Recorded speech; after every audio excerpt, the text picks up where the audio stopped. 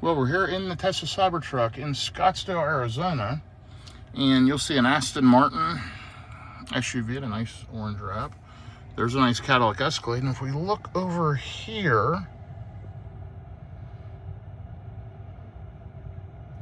right here, you'll see a Lamborghini Urus.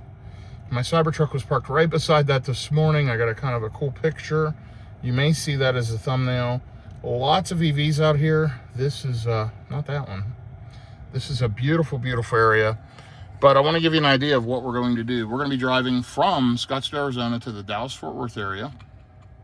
Today, we're driving to Tucumcari, New Mexico, which should be about 10 hours with charging, I would estimate. We're going to the Fairfield Inn. We have 30,008 miles. So I just turned 30,000 miles, 426 watt-hours per mile in the lifetime of the vehicle. Charging to 100%, it was up to 322 miles. 325 was the original rated range. Now, it's been sitting here in dog mode and pet mode, cooling the cabin down for the last 20 or so minutes. Finished charging maybe 2 hours ago, and 99%, 319 miles. So, anyway, I will be right back with you with some more information. Okay, so we're going to reset our trip meter here, and we can do that by clicking here. Pulls up our trip gauge, okay? We're going to hit reset on Scottsdale. You'll see Scottsdale 435 watt-hours per mile. That's from Denver, Colorado to Scottsdale, and then running around town here locally. Let's do a reset on that one. Let's rename it. You do that by clicking here. We're going to call that DFW. Save. So now we have a DFW trip, lifetime on the vehicle. You can see the stats. And it's just been sitting here. 75 degrees out this morning, 7:08 a.m., getting ready to take off to Tucumcari, New Mexico. So let's navigate to the Fairfield Inn.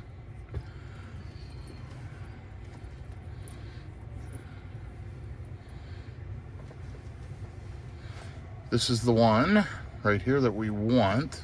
I'm going to favorite it in case it's decent. We may end up staying there again in the future. I'll check the address in a second. Let's plug that in and see what happens. We can also use Grok to help with the navigation. The way I'd like to go, right up here, charging in Holbrook. Now, there is a Rivian charger, Rivian Invention Network charger that opened fairly recently in Holbrook. Once it's charged in Holbrook for 12 minutes, then in Gallup for 8, Milan for 11, and then a huge charge in Albuquerque.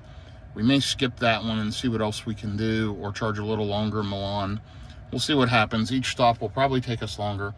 Let me go ahead and get on the road. Let me mention this real quick. If you enjoy this type of real-world EV content, it's just me, you, and the camera as I road trip across the country in my electric vehicles, charging, servicing them, washing them, using them. I currently have several different EVs, a Mercedes EQS 580 SUV, the Tesla Cybertruck, and also a Rivian R1T. If you enjoy that type of content, do me a favor, click like, click subscribe. You know, only 25% of the people that watch this channel are subscribed. So subscribe and help me out with that. And shoot me a comment, positive, negative, or otherwise. This is just real world content, no fancy editing, no fancy music. It's just me talking to you as we ride across the country. You can see we've got 585 miles today, roughly 10 hours of riding, including charging, and shows we'll arrive at 5:11. Now remember, the time zone will change. I think that'll be 6:11, so we will see. Let me get on the road and we'll go from there. First stop in about 3 hours in Holbrook, Arizona. Be back with you here shortly.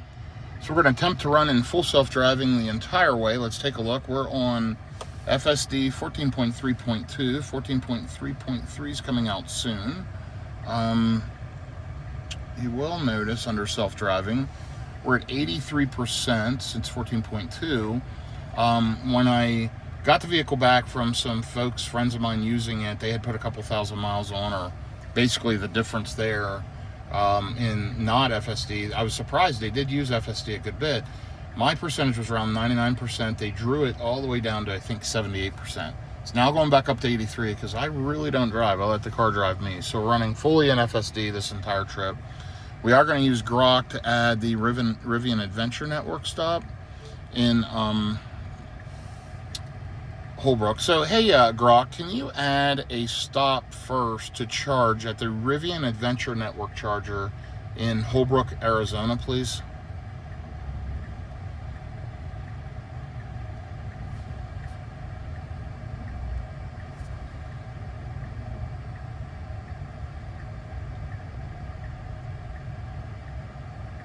Added the Rivian Adventure Network charger in Holbrook as your first stop.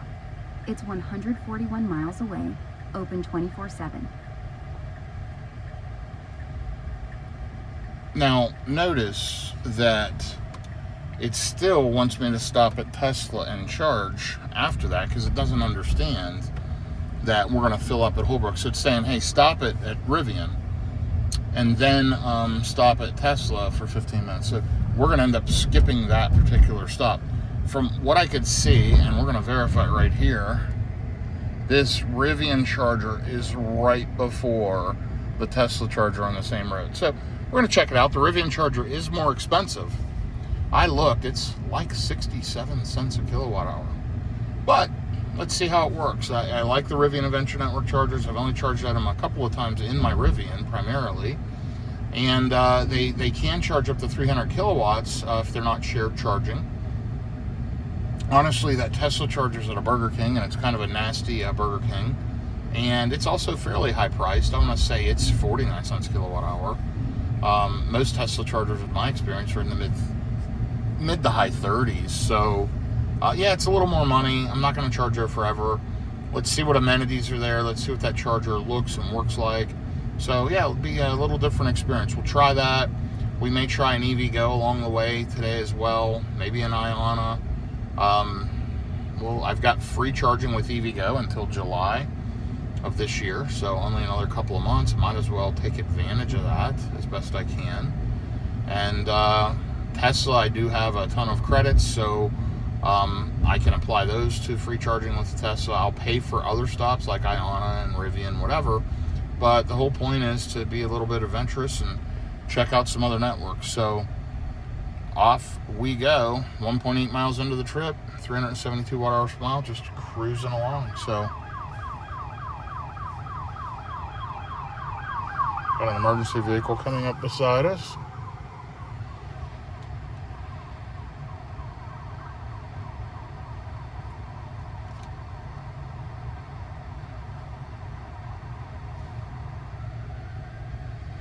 Didn't seem very smart for him to sit out in the middle of that lane and just stop like that. He could have gone through. All the cars were stopped. It was kind of weird. But anyway, being cautious, I guess. You'll see Tesla's full screen visualizations are just absolutely bonkers. Totally amazing. Look at that. Okay, I'll be back with you in a little bit. We're going to ride and get some miles under the belt. We've got exactly 3 hours to go. 173 miles, should arrive around 27%.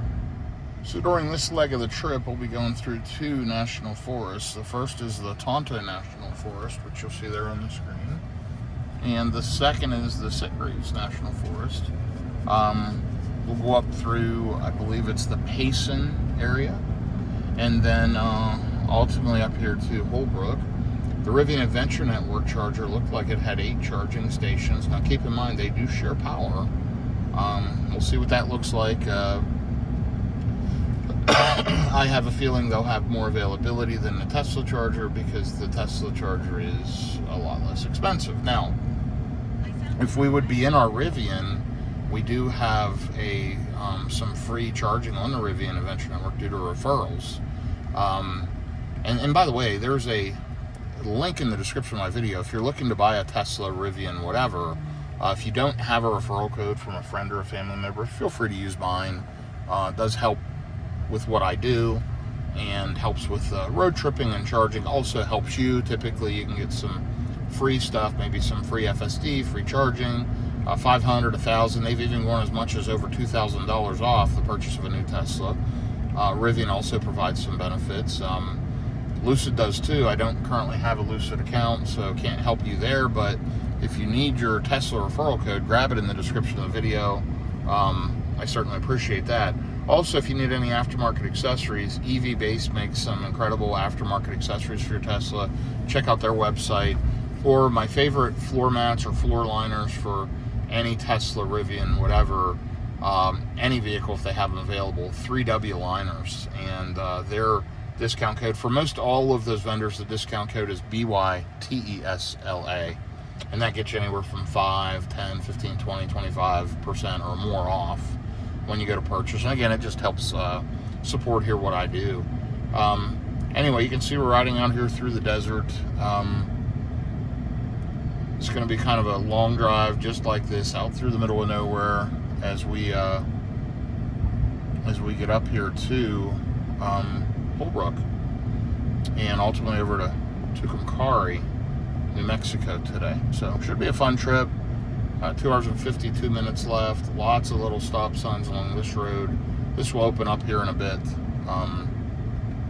And we'll get out on this state highway here in just a little bit, and then more stop signs for the next hour or so after that. But here's the good news. Good efficiency starting out. It is warming up. You can feel that desert sun coming right through the windshield. The windshield is from Tesla. It's gradient tinted, so it's more tinted up top, down below. I have all my side windows tinted with XPEL ceramic, the ultimate tint, and I do those little quarter panel windows up here, all 4 door windows. I don't do the front windshield or the back because at night you get a little bit of a haze on your windshield with any type of film on it. I'm just not a fan of that, but I'll tell you, I really, really like it on the sides. It keeps the vehicle nice and cool, even super hot heat.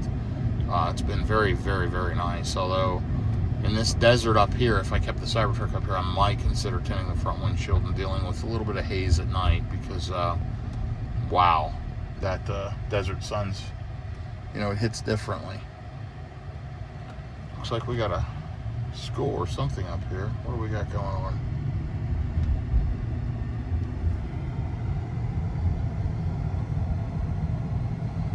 It's an auto repair shop of sorts. And over there looks like a school of some sort. Or a government building.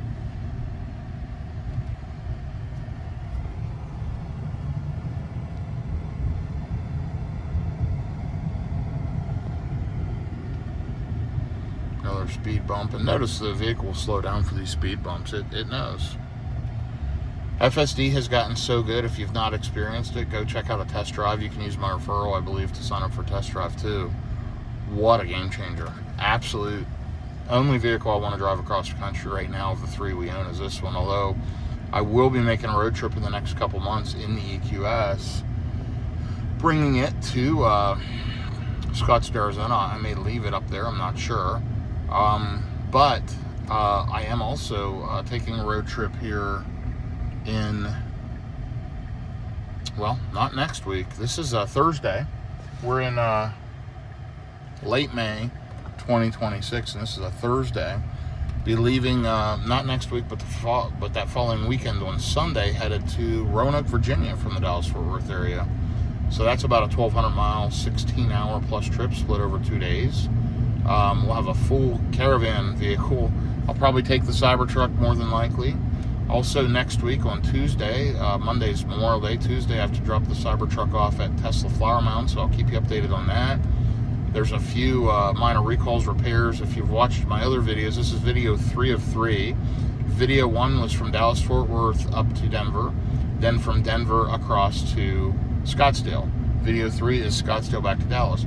In that first video, I got an ABS warning. I was in snowy, freezing conditions, and I think some ice got on the brake sensors, whatever. It threw an error code. I have them checking that out. Also then, coming across the desert, it was close to 90 degrees. I charged it on Iona rechargery where I was pulling 400 kilowatts. I was super pleased. It was a fast charging session, but the vehicle overheated and it threw an HVAC error, which may indicate a potential future problem. I haven't seen the error since on Tesla chargers, but it's very concerning that it threw an error at the Iona. It should be able to handle that. It can charge up to 500 kilowatts. So something's definitely wrong there. So yeah, we got to get that checked out as well. But like I said, it'll be going in in next week on Tuesday for that concern. Then, assuming all's well, we'll be taking the Cybertruck up to Roanoke, Virginia, be in Roanoke, Virginia for a little bit, and also taking trips across into Tennessee and into a bunch of other areas during that trip. So lots of videos, lots of road tripping coming up. Keep your eyes out for some future content, and again, if you enjoy it, click subscribe so you can see these future videos. I'll be back with you. We're going to just ride along here. We're just getting settled into the drive now. We've got 70 miles on this road, and then we're going to turn right on 277. And I think that's the Payson area right there, I believe. But either way, still showing 27% upon arrival, and just cruising along. So I don't know about you or where you're from, but to me and where I'm from, this is a fascinating drive up here through the desert as I leave the Phoenix, Scottsdale area and head to Payson. I mean, look at the landscape around me. Absolutely otherworldly. Beautiful. We're 533 watt-hours per mile. Climbing elevation the whole way we go. And I'll bet, and by the way, we've been driving 33 miles, 41 minutes. And I'll bet if we look at the energy graph, it'll tell us a little bit of details here. So, elevation, you can see, has cost 1 mile of range. The route's typically driven at 62. Slowing down would have saved 10.5 miles. Oh, I don't like that. That's on miles. Let's change it to percentages. There we go. Elevation's killed 0.5%. Staying below 70 would have saved 0.1, and staying below 62 would have saved 3.2. Driving, it's doing pretty well. Always check your tire pressure, and you can do that. You can see, just swipe one of these cards down here. The first one is music, the second one is trips, the third one is tires. You click tires, pops up and shows you all of what you need to know about your tires. Approximately 2,500 miles ago, I replaced these. So in another, 2,500 to 5,000, every 5,000 to 7,500, they need to be rotated. So I'll do that here shortly. Now look at this landscape. Wow, that is awesome. Absolutely awesome. And yes, we're still on full self-driving, but we are in a beautiful, to me, absolutely beautiful part of the country.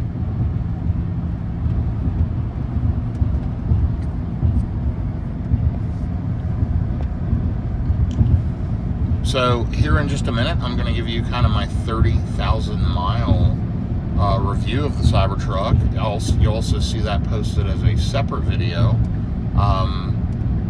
I've enjoyed this truck for about 1.5 years now. Had it almost exactly 1.5 years. Took delivery in December of 2024. And it is now May of 2026. So I'm right at the 6 months mark. I'm only off by a couple of days. And I thought I'd give you, 18-month mark, off by a couple of days. Thought I'd give you my 18-month, 30,000 mile review and feedback on this truck. So be back with you shortly for that. Okay, I'm here in my Tesla Cybertruck, and if you look in the bottom right of the screen, I'm in Payson, Arizona, even though I'm pretty far out from the actual town of Payson. I'm out in the middle of the desert, headed towards Payson, Arizona. I'm on a road trip from Scottsdale, Arizona, back to the Dallas-Fort Worth area. This is my third trip here in the last couple weeks. I drove from Dallas-Fort Worth to Denver, from Denver to Scottsdale, and then this is trip number 3. And something happened during the trip. I just turned over 30,000 miles. You'll see down there, lifetime of the vehicle, 30,073 miles, 426 watt-hours per mile. I've used 12.812 gigawatt hours of energy since I've owned the vehicle. 73 degrees out this morning, 8:21 a.m. Riding along with you in full self-driving, and I have not driven at all since I left the Scottsdale area 65 miles ago, 1 hour and 11 minutes and 494 watt-hours per mile. So I purchased this Cybertruck. It's a dual motor, all-wheel drive. Not a Foundation series. I did get an early option to purchase a Cyber Beast Foundation. and then ultimately the dual motor foundation at $20,000 higher than the standard price, which included a bunch of little extras like a light bar, this, that, whatever. I looked at the math, looked at the numbers, and although I really wanted the Cybertruck, I thought I need to wait and when they come out with regular production. And then I ended up waiting till the end of 2024 in December. They ran some promos. I did not qualify for the $7,500, so I could not get that off of the truck. But I ended up getting the truck for about $76,000 with some discounts I had. With at the time there was a couple $1,000 offer off, another $1,000 for something, and I think I had some credits. Whatever it was, I got the truck for $76,000 plus tax. By the way, let's take a look. It's the tactical gray interior. Truck is fantastic. I'm going to tell you the pros, I'm going to tell you the cons, what I like, what I don't like, and we'll walk through it together. But you know, I purchased a truck for around $76,000. I looked the other day and I can get $76,500 right now on a trade. Obviously I'd lose tax, tags, and any other costs I put into it, but you know, weirdly, there's no other vehicle I want to buy to replace it. Normally, if I can put 30,000 miles on a vehicle, dump it, and go get something else, I would. There's nothing else I want. Like, I really am happy with this Cybertruck, and I want to keep running it. It's probably a stupid decision. I'd probably be better off to buy another new one, get a 2026 or a 2027 coming soon, and just go ahead and trade or sell this one. But I'm happy with it overall. Now, this truck has had some issues for sure. Let's get out of this rough road. Get over here on the right and let these fast cars go past me. When I first got it, it did not have full self-driving. Did not have a lot of the software features it has today. It was pretty crippled. This is a 2024 model. Again, I picked it up in late 2024. It's May of 2026. I've had it 18 months. I've had it a year and a half, 30,000 miles. Not that many miles for the way I normally drive. Pretty low mileage for me. At this point, you know, I drive 50 to 75,000 miles a year. I just spread them out amongst multiple vehicles. So this one just didn't get the kind of miles some of my other vehicles got. And I'm sorry, I know you're hearing that. This is a very, very rough road. This is generally a pretty quiet, comfortable vehicle, but let's see how it handles this. We got a vehicle almost completely stopped here on the road, and it should just jump over in amongst traffic, and it did just perfectly fine. That's dangerous because that truck's going way too slow. No problem with the Cybertruck though, and with full self-driving. Anyway, you know, they're saying, and what I'm hearing is the new 2026 models are quieter. There's more noise insulation, just better build quality. But then again, I just saw where someone bought one the other day and they have it in the shop for 5 little issues. Similar things I've had. So let's talk about the issues I've had. And I'll try to think back through all of them. They had to replace the driver's seat. The motor wasn't working in it correctly. They had to replace the passenger seat. The back of the seat was coming apart. Nobody even sits in it, but it would rattle when nobody was riding in it. It was a structural issue, so they replaced both seats. They had to remove and fix the rear seat belt. It was installed incorrectly from the factory. It was rotated around, and they had to remove and fix that. There's been multiple recalls. They had to replace the cant rails, which are the top sails along above the door, that metal trim piece that was flying off of people's vehicles. They replaced that. They had to check the air compressor. I had an air compressor overheating air with the suspension. Boy, I'm trying to remember little things, like even this cup holder down here. This thing keeps coming apart. The rubber seal keeps coming out.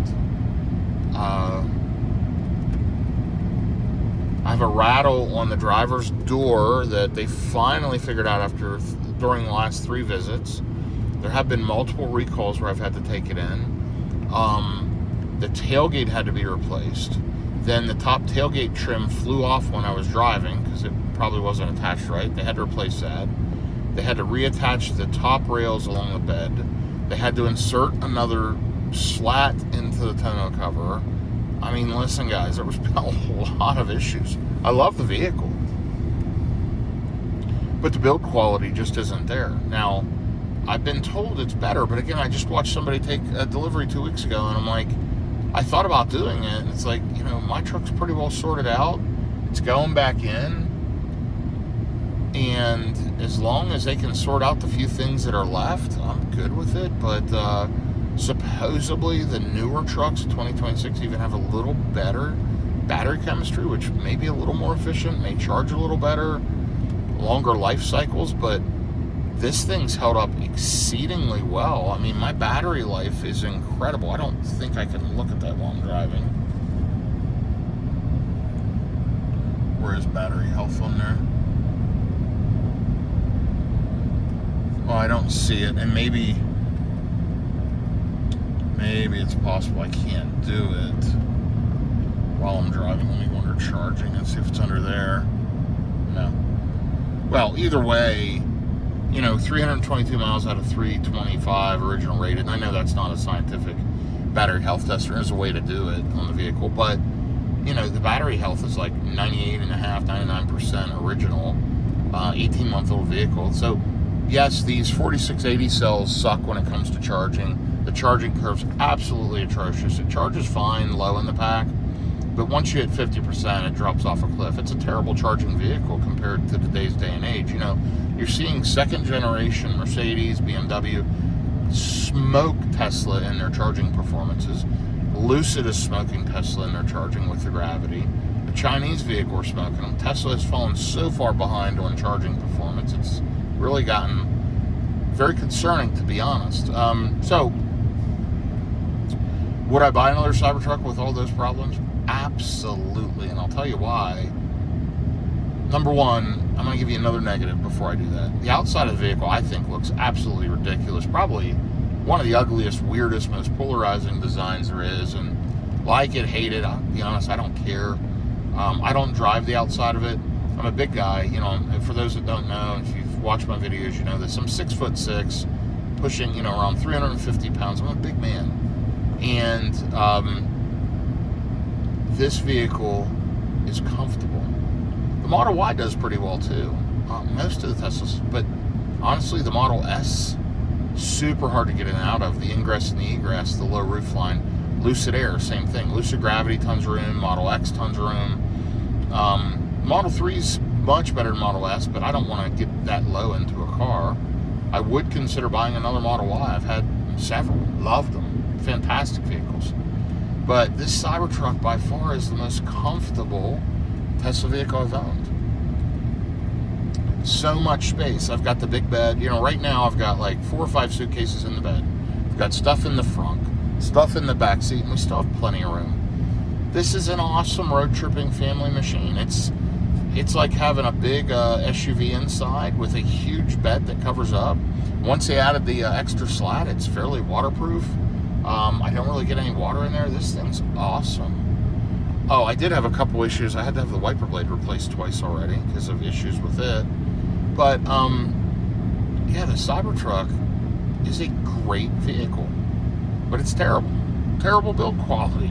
So, it's a mixed bag. But would I buy one again? Absolutely. And I'll tell you truthfully, what I'm waiting on is, if they would release an updated version, I don't care about the range being bigger. Everybody's worried about 400 plus miles, 500 miles. I don't care about that. I just want better charging. I don't want to drive 5 hours without stopping. Listen, I would love to have the extra range. If it has it, I'm buying the biggest range version they have, hands down. Because I road trip. I'll take 500 miles. I'll take 1,000 miles. I want it all. But I'm going to stop more often anyway. You know what I want? I want really, really good charging performance. I want to be able to plug in and charge from 0 to 80% in 10 minutes. And you know what? There's a lot of cars out there that can do it. Tesla's just lagging behind. So if they update the Cybertruck with better batteries, better charging, I'll buy one in a heartbeat. If they come out with another large SUV, 3-row, and I'm not talking about a little bigger than the Model Y, Model X vehicle. I'm talking a more traditional, and I would love it if they'd use the Cybertruck frame and architecture, frame, undercarriage, you know, the 48 volt system, the steer-by-wire, the 4-wheel steering, all of the awesome technology components. And then on top of that, if they could make it look like a more normal, a less polarizing vehicle, I'd buy one of those in a heartbeat too. But so I guess the summary is, you know, I love my Cybertruck, I really do. But I've had about as many issues with this as I've had with any vehicle. Probably the most unreliable vehicle I've ever owned was a BMW 7 Series. I bought it certified pre-owned. I did buy an extended warranty because it was a $100,000+ car. I was concerned over the reliability. And that thing broke down more, and I had to rent cars more than any vehicle I ever owned. I mean, they gave me loaners at times, but at times I had to rent. It was a disaster. This Cybertruck's been in the shop a lot. I mean, the last time it went in, they had to order, the PCS2 module they had to replace, something with the charging. And, you know, it took them a week and a half. It was in there going on 2 weeks, last service. And then they had to order additional parts while it was there. Instead of them performing all the other service items while it sat there, they waited till the one part come in. Then worked on it and found out they needed more parts for fixing this driver door rattle, whatever. And, like, oh yeah, you got to schedule, we'll have to get the parts in and it'll have to come back. I mean, it's the dumbest thing in the world. Why not just do all the work, except the part you're missing, and see what else you need? They could have ordered it, had it in, and done it all at the same trip. It's going back and forth a lot, frankly, due to their inefficiency. Now, that Tesla service center in Flower Mound, Texas, I do like them. They do a good job. But damn, they've had me back and forth there quite a few times. And this thing's been in the shop a ton. That being said, it's not like it's just one little thing. It's been a bunch of different little things throughout that need to be addressed. It's just build quality. I'm hearing that's improved. I would love the test drive, and I may do this. Frankly, I'm hoping they give me a 2026 Cybertruck as a loaner when I take this in Tuesday. I would love to test drive a new one. And honestly, if the build quality is a lot better and they feel smoother, quieter, whatever, I'd probably trade, because I'm not going to lose much money at all. I can upgrade, and my few thousand miles will cost me next to nothing, being that I'm going to get such a high trade value in this. So we'll see how it plays out. But my overall feedback is that 30,000 miles a year and a half, I give the Cybertruck 2 thumbs up. I love it. And that's crazy, given that I've had all of these mechanical concerns. So I know this is a mixed review. I always post honest, open feedback. And by the way, you can see them in Payson with all the pine trees and stuff now. It's interesting, for sure. And my video is just a real-world video. If you enjoy this type of content, click like, click subscribe. Shoot me your feedback, positive, negative, or otherwise. I enjoy all of it. But, you know, I got to tell you, I'm not going to do a fancy walk around. I'm not going to show you all the things, how the tonneau cover opens and how the underbed storage works. I use all that stuff. Power frunk. Oh, yeah, my power frunk keeps sticking. Needs a latch or something. It's been in, you know, they've looked at it 3 or 4 times, can't figure it out. I Google it. It's a commonly known issue. And, I mean, come on, guys. It's frustrating that I've had to take it to the shop this much. But I'm gonna knock on wood, which at this point I don't really have any in the vehicle, so I'll knock on my head or whatever. It's not let me down. So we'll see how it does. We've got this long trip coming up across the desert all the way back to the Dallas-Fort Worth area. It's a lot of miles here between today and tomorrow. You know, I'm going to really push the limits of a vehicle, and we'll see how it does. I'm pretty confident it'll be fine, but let's see how it goes. But yeah, at this point, I like the Cybertruck. I give it a high recommendation. Let's see how I feel after this trip and after my visit to the service center. Honestly, I'm hopeful I have an uneventful trip. I'm hopeful the service center figures things out, gets this vehicle squared away for me, and I can go enjoy my Cybertruck for many years to come. On that note, I'm going to end this portion of the video. If you're watching the long road trip video, that will continue in just a second. And for those that aren't, click through my channel and you'll see a ton of road tripping videos and a bunch of real-world EV content. Matter of fact, if you're watching a big road trip video, I'll be charging this in about 97 miles at a Rivian Adventure Network charger. we're going to be testing one of those out. But other than that, have a good day, everyone. And again, shoot me any questions or comments that you may have as you're considering your purchase or your thoughts on the Tesla Cybertruck. Take care. Have a good day, everyone. All right, so here's a trip update. Hour and 50 minutes, 102 miles, almost 103. 538 watt-hours per mile. We've been running in standard the whole way. It's a lot of twisty, turny, mountainous roads. We get out on a flat, straight highway. We may kick the driving profile up to hurry. Of course, you use the right scroll wheel up and down to change that. And if you click here, you can see all the different modes. You got sloth, chill, standard, hurry, Mad Max. Then when you arrive, you got parking lot, curbside. You know, with Tesla chargers, you have charger pops up. I'm at 50% left on the battery, arriving around 30%. Honestly, 542 watt-hours per mile is really good for this stretch because I'm on constant elevation climb. 71 miles out, an hour and 20 minutes from the Rivian Adventure Network, where we're going to plug in and juice up. I'll use my CCS1 to NACS adapter. Sorry, I had to process for a second. And again, I would recommend you purchase all of your adapters from EV Base. I've had a lot of success with their products. Love it. I've actually got more products here I need to test. I've had some stuff deliver. Have to check it out. Got some new stuff for the Cybertruck and maybe for some of my other vehicles.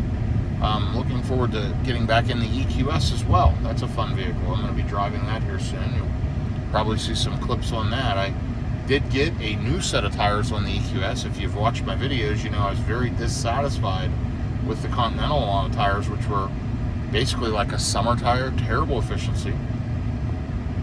Put a set of the Pirelli Scorpion Elec that are designed for EVs with the noise canceling foam. And somebody did that while I was out of town. They ran it. Probably put a few miles on it, brought it back and parked it, and already the range on the estimated range on the vehicle's improved. So I'm really anxious to test that one out. I got to get it out. I'll probably do a little video, show what those tires look like, and then I need to clean them up and probably clean the vehicle up. Both the Rivian and the EQS need a good ceramic coating, so I may do that with just a quick top coat spray and get those polished up a little here before the dead heat of summer. I mean, we're already in mid-May. This weekend may be a good time for me to do that. So I'm feeling like I have the energy to do that at least right now, and that's probably what I'll do. Anyway, 70 miles left, an hour and 19 minutes, 30% state of charge upon arrival. Cold up here in the mountains in Payson, 65. Probably in the 80s by now down on the desert floor. And a lot of people from the Phoenix, Scottsdale area have little cabins or whatever. Or they just come up here and rent a cabin to get away.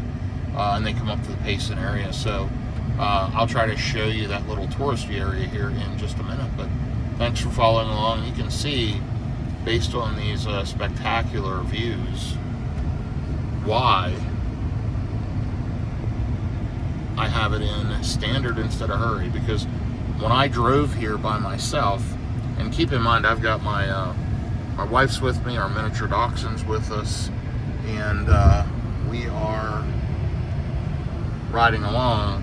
Much easier ride for them. When I came down here myself, I was in a hurry, and it really ripped through all these curves. It's working much more conservative. We are following another Tesla right now, and it's just riding along pretty contently. So yeah, good job, Tesla. I'll be back with you here shortly. Lifetime on the vehicle has a decreased efficiency a bit. You can see 426.3 watt-hours per mile, but we'll see how that goes as we get back on a level elevation, and then we'll start declining as well, and we should see some pretty good efficiency here shortly. Well, we kind of missed that little area of Payson. I was going to try to show you. We may see some stuff up here. 62 degrees. It is cold, cold, cold.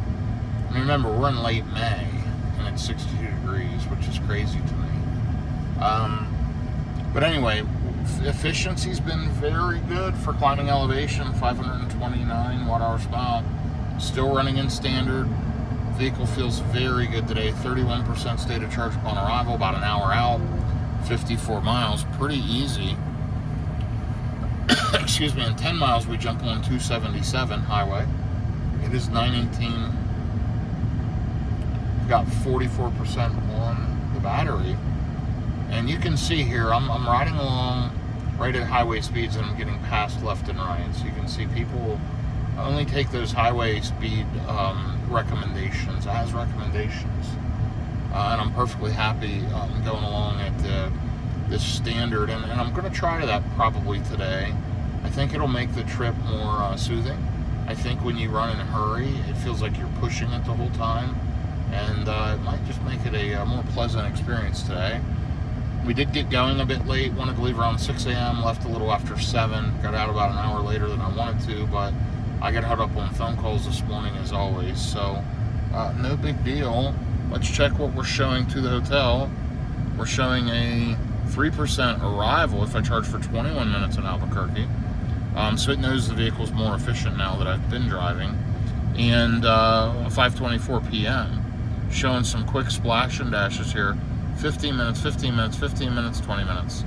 So a total of like 4 stops over, was it 600 miles? That's about how often I want to stop, and I know many of you will look at that and say, that's ridiculous. I can fill my gas car in 2 minutes. Well, something I'm sure you, your family, and everybody's very, very proud of. That's fine. Everybody can do that.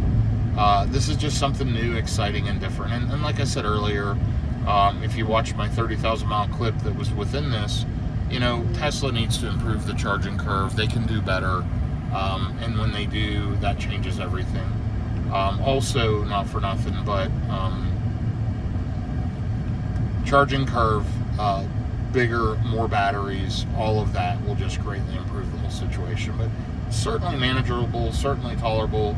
And with current fuel prices here in late May, and we're at a worldwide conflict right now, we're at war. Yeah, I'm happy to be driving electric, that's for sure. So I'll be back with you a little bit. I'm wondering if these Rivian prices are indicative of, you know, the global climate situation that's going on. When I say climate, the instability in the overall society, war, etc. I wonder if that's driving some of the charging prices. You know what I want to do? Let's look at what Holbrook's charging rate is, and we'll just hit it right there. So Holbrook's 50 cents, which is high for a Tesla charger, but way, way, way less than the Rivian Adventure Network. So, yeah, let's see what happens. We're gonna ride along and enjoy the rest of this drive. Be there very, very shortly. Okay, we got some rustic stuff along here. Little touristy stuff. The old rusty Buc-ee woodchuck shop. Looks like a Mexican restaurant. We're officially in, let me take a look if you can pronounce the name of that town. Heber, Arizona, I believe. Heber. You tell me, is it Heber? Anyway, we're getting on 277 and 1.2 miles. We're almost there.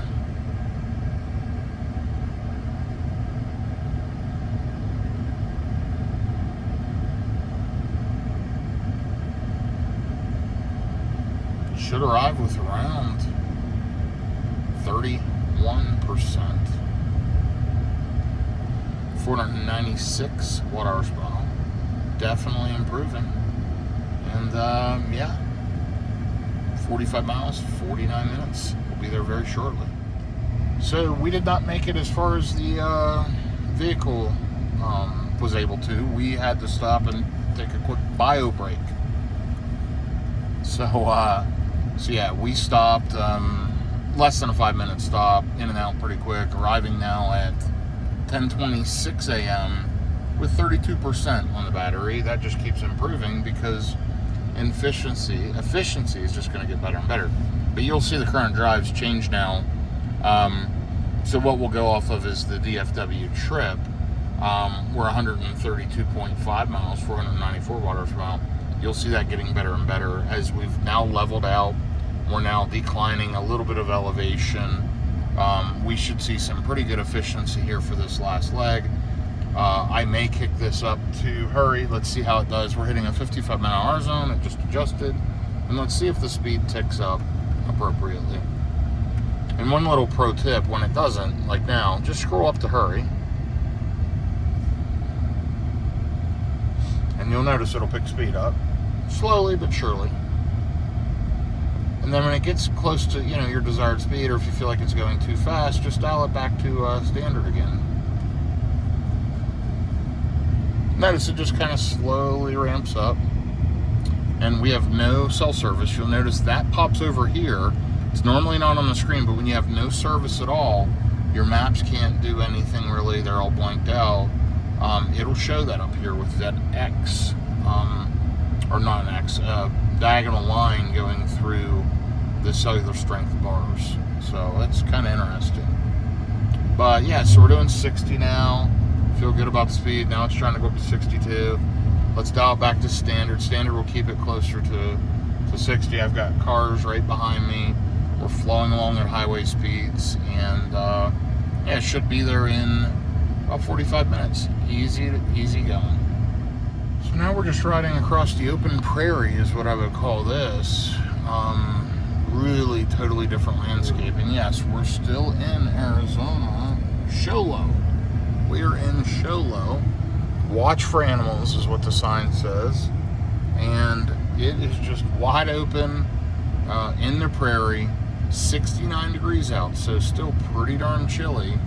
But for the last 8 miles since we stopped at that gas station, 303 watt-hours per mile. So you'll see this from that last quick 5-minute stop to here. And by the way, I don't even know if it was 5 minutes. It might have been 3 minutes. Now, we are losing time on this. I'm running along a little below highway speeds. I've been running in standard. I'm going to kick it up to hurry for a minute. And let it ride now that we're not in those twisty, turny, curvy situations. And we'll let it build speed.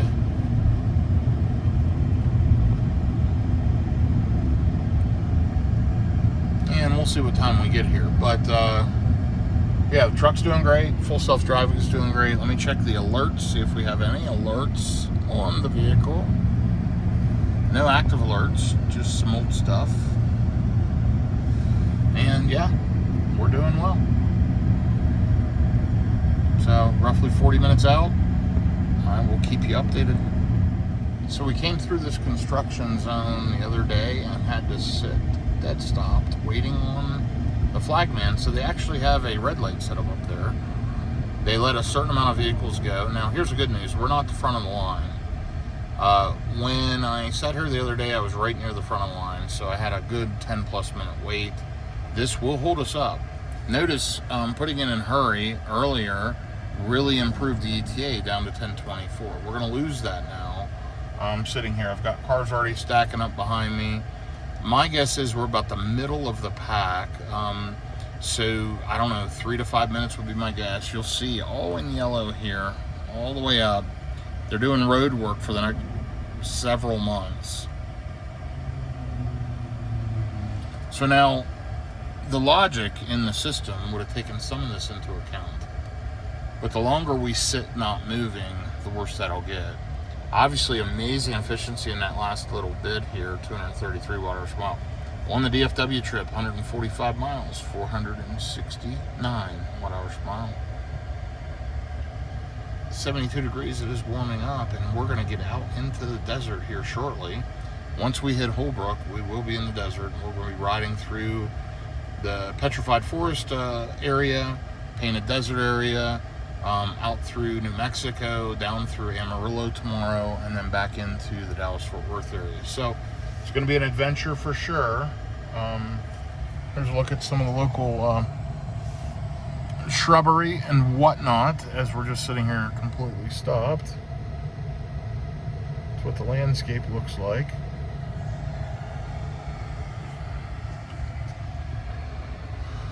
And let's take a look for the day. ETA to the Fairfield, 5:28 p.m. We'll see how that goes, and I will be back with you momentarily. So far, FSD has navigated this. Once they opened the road up, it's jumped on the left side. It's riding along. It's not trying to go over there and jump on the right lane. I'm keeping a close eye on it. I've got my hands, I got one of my hands hovering right here. Actually, it's over here, but I can grab the wheel pretty quickly. if it tries to do something crazy. I've not had, and I'm gonna say it's been very, very good. I've not had any major issues since 14.3. What a game changer. I mean, I drove all the way from Dallas to Denver, Denver to Scottsdale, all around Scottsdale. I've driven thousands of miles on it, and like next to zero interventions. I just don't have to do that unless I decide to change my plans. Like there when I was driving, I decided I wanted to stop and use the restroom, so I personally just quickly grabbed the wheel and pulled into the gas station. Had I thought of it, I could have programmed it in, but or I could have told Grok to do it, but it was a last minute decision. I just realized we needed a bio brake, so I did that. Anyway, it's funny, up here they have this whole section blocked off, and it says all the way till something like August. So they're going to take 3-4 months to do all this work, August or September, and they've been working on it. Kind of wild to me the way they just don't do sections of it and keep this fairly open. But hey, it's kind of middle of nowhere. They can do it. They can impede traffic like this. If this would be near a city, they'd never get away with this. So it's interesting how that works. All right, I will update you as we get closer to the Rivian Adventure Network. All right, just got off of that highway. We're now on State Highway 77. Headed over to Holbrook, Arizona, where really there's 2 charging options that I know of. One is this Rivian Adventure Network charger. I know it's across the street from a McDonald's. I don't know what's in where the Rivian charger is. And then just a little bit up the road is that nasty, dirty Burger King with a Tesla charger. And you saw that on my video coming out. It is just dirty. So we'll see how this stop is. We're going to try something different this time. And you can see we're coming back into some form of civilization. And we're only 2.4 miles away. 33% state of charge upon arrival. Sitting at 33% right now.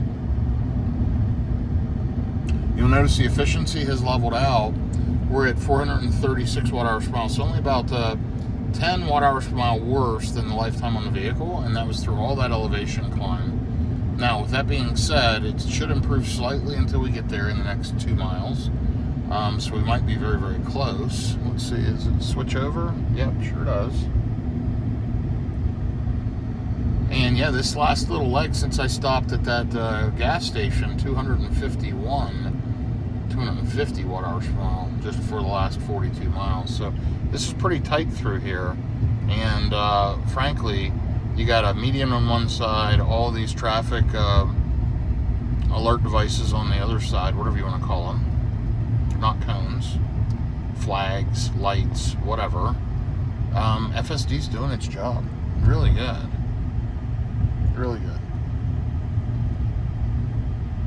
So, yep, we're almost here. And what's cool coming through this town, because we're right near the Petrified Forest, they have some of these stone shops. They got this little dinosaur right here. Got the green dinosaurs up here on the left. I love how it slows down for the tracks. That's the rock shop.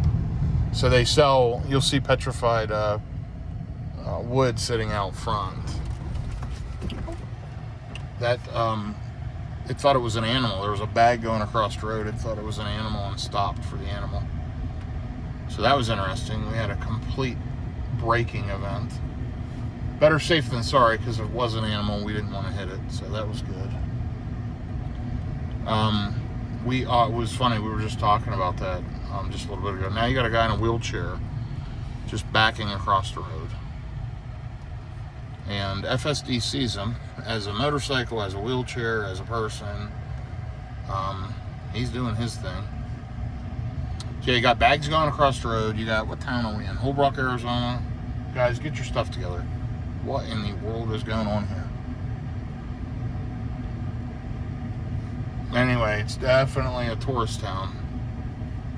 The Powwow Trading Post, where you can buy rocks wholesale. Also, tobacco, pipes, vapes, e-juice, detox, and more. All apparently petrified. And then here's a bunch of petrified wood sitting outside in their yard. So yeah, it's in abundance here for sure. Okay, so let's keep an eye out here. We'll be to the Rivian charger. As soon as we get there, I'll give you the final stats for this leg, and then I'm going to have to jump off because I'll have to get my adapter. I'm going to have to activate the Rivian charger with the Rivian app. That's typically how you activate these. They may have tap to pay as well. And okay, so we're 0.7, so let's take a look at final stats. That'll put us at 175 miles, 435 watt hours per mile. 76 degrees out, 10:22 a.m. And we'll see what this Rivian network looks like. I do see McDonald's on the map right across the street. Looks like there's a couple other little things as we get closer. And the only reason I mentioned McDonald's, unfortunately, it's maybe one of the only viable options, but we're both hungry, and so we're going to get something to eat at this stop, and I'd rather not use that. Burger King. I'm thinking it's at a Taco Bell Pizza Hut, which may be an option for us. So we'll see. It's 10:22 a.m. My guess is they open at 10:30, maybe sooner. But it shows the Rivian charger right up here. Looks like it's in the back of the lot.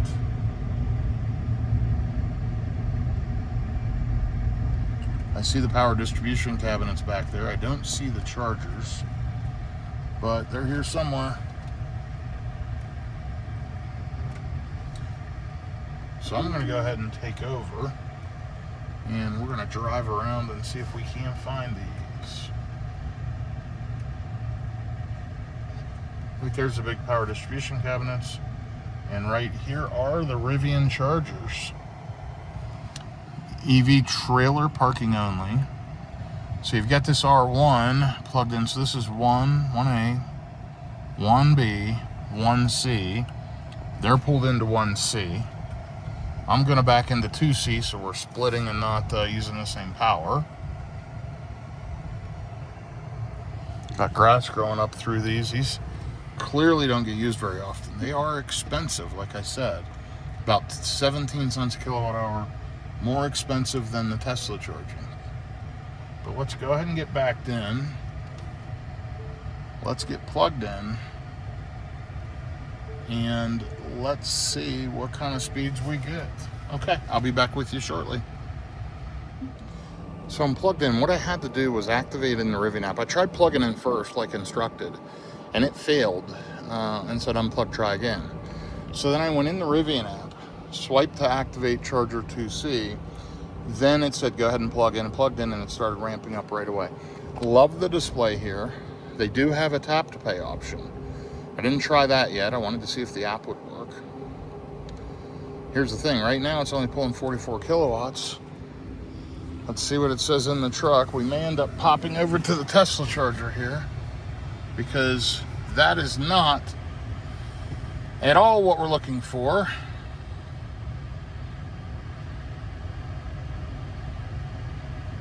Yeah, no, that's not good at all. So let's give it just a minute to see if it spools up, and then I'm going to move chargers.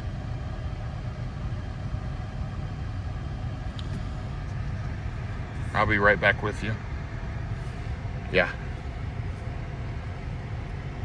Charging rate limited by charging station. I think we've got a problem here. Yeah, we sure do. So let me move over one and see what happens. So far it's a fail. Okay, so this one's failing too. Only pulling 44 kilowatts.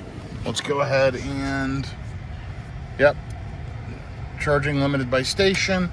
We should be pulling around 300 kilowatts right now. Both of these are derated, everything on that. Probably if whenever they're unplugged in, I would get full speed, but I would be sharing power. So I'm gonna stop charging, unlock charging port. I'm getting out of here and going to Tesla. Okay, we're headed to the Tesla charger. That was an absolute fail. Higher price, poor performance, total fail on Rivian. And I know in the comments, everybody will tell me, just charge a Tesla. Why do you do this? You know what? It should have been faster. They're supposed to charge at 300 kilowatts. I've had good experience at Rivian chargers. That was a total fail. So, unfortunately, we're going to go down here where this nasty Burger King is. We're going to get plugged in, and I think we'll probably come back to this McDonald's and backtrack. It's only 0.3 of a mile, and we'll grab lunch. But we're going to rip down here, get plugged in, showing 6 stalls available. Now, I don't think non-Teslas can charge here. That's what I was telling the guy who pulled in the Ionic. He only needs a little bit to get to Winslow, he said, which is fine. But this is a split charger, so the first 4 stalls when you pull in are all version 2, and they charge very, very slow. 140 some kilowatts, unless you're power sharing, they're 72. The last 8 stalls down at the end are all version 3 cabinets. So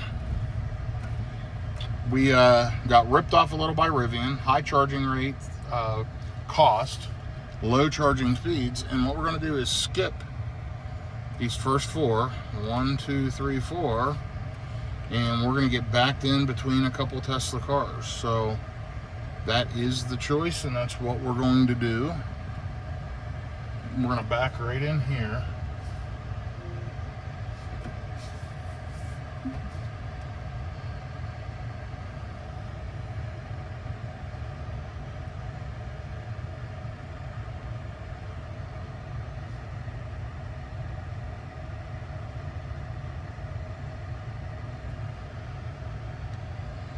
We're going to get plugged in, and we're going to get juice, because this will work. Now, this charging station may be derated just because of so many vehicles here, but we'll see. Let's get plugged in and find out.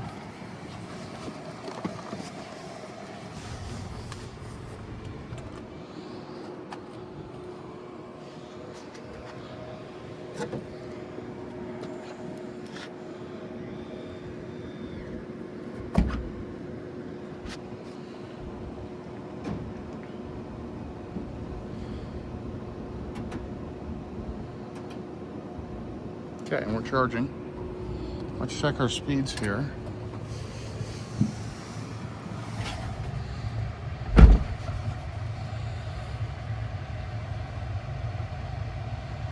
Already faster than Rivian, already up to 53 kilowatts, 61, 64. Yep, that was a wasted, what did we waste, 5 to 10 minutes there? Let's see what kind of speeds we get at Tesla. Up over 110 kilowatts. Next stop, Gallup, New Mexico. Let's look at Gallup. Gallup is that, is a 250. Yep. We're not even gonna mess around looking for anything else. That's where we're going to go, because we know that's going to work. We're over 200 kilowatts already, 203. That may be about the most it'll take, just because of the other vehicles, derating the overall charger. Charger station limited, I should say. Up to 228 kilowatts, which is probably about right at 35%. Anyway, yeah, once again, seamless experience at Tesla, way cheaper, plug and charge. No issues, didn't have to activate, none of the nonsense, and the Rivian charger was a mistake, clearly. By the way, they're supposed to be one of the better networks. That's pathetic, I'll be honest with you, it's terrible. That will really turn people off from EV charging, for sure. So let's take a look. You know, we know we're going to Gallup. Gallup is 88 miles up the road. We can make it there right now with 3%. Gallup has 6 of 8, and then we shoot up the road and we can hit Milan, 12 of 15. Milan's another good stop. Again, I'm not going to mess with non-Tesla. What I may do, though, yeah, the Albuquerque one, that one's a little concerning. Those are congested, busy, and not great. Santa Rosa's a better stop. Ooh, temporary closure in Santa Rosa. So we're going to check something along this path. I know we've got an EVgo we can hit and get some juice, so we may just do that. So that Santa Rosa one being down, that's going to hurt people there for sure. I'll bet they're upgrading that. That's a good stop. Okay, let me go ahead and we're going to place our order. We're going to finish charging here and head over and grab some food. I'll be back with you shortly. Got here exactly 10 minutes ago, way overcharged, pulling 137 kilowatts at 56%. Tesla charging just works. And we're 88 miles to go, an hour and 15 minutes, 22%. We did go ahead and order lunch. We're going to be picking that up, backtracking to McDonald's. Had to add 5 or 10 minutes till we, each use the restroom, order the food, etc. And I'm going to go ahead and get out, get unplugged. We're going to hit the road.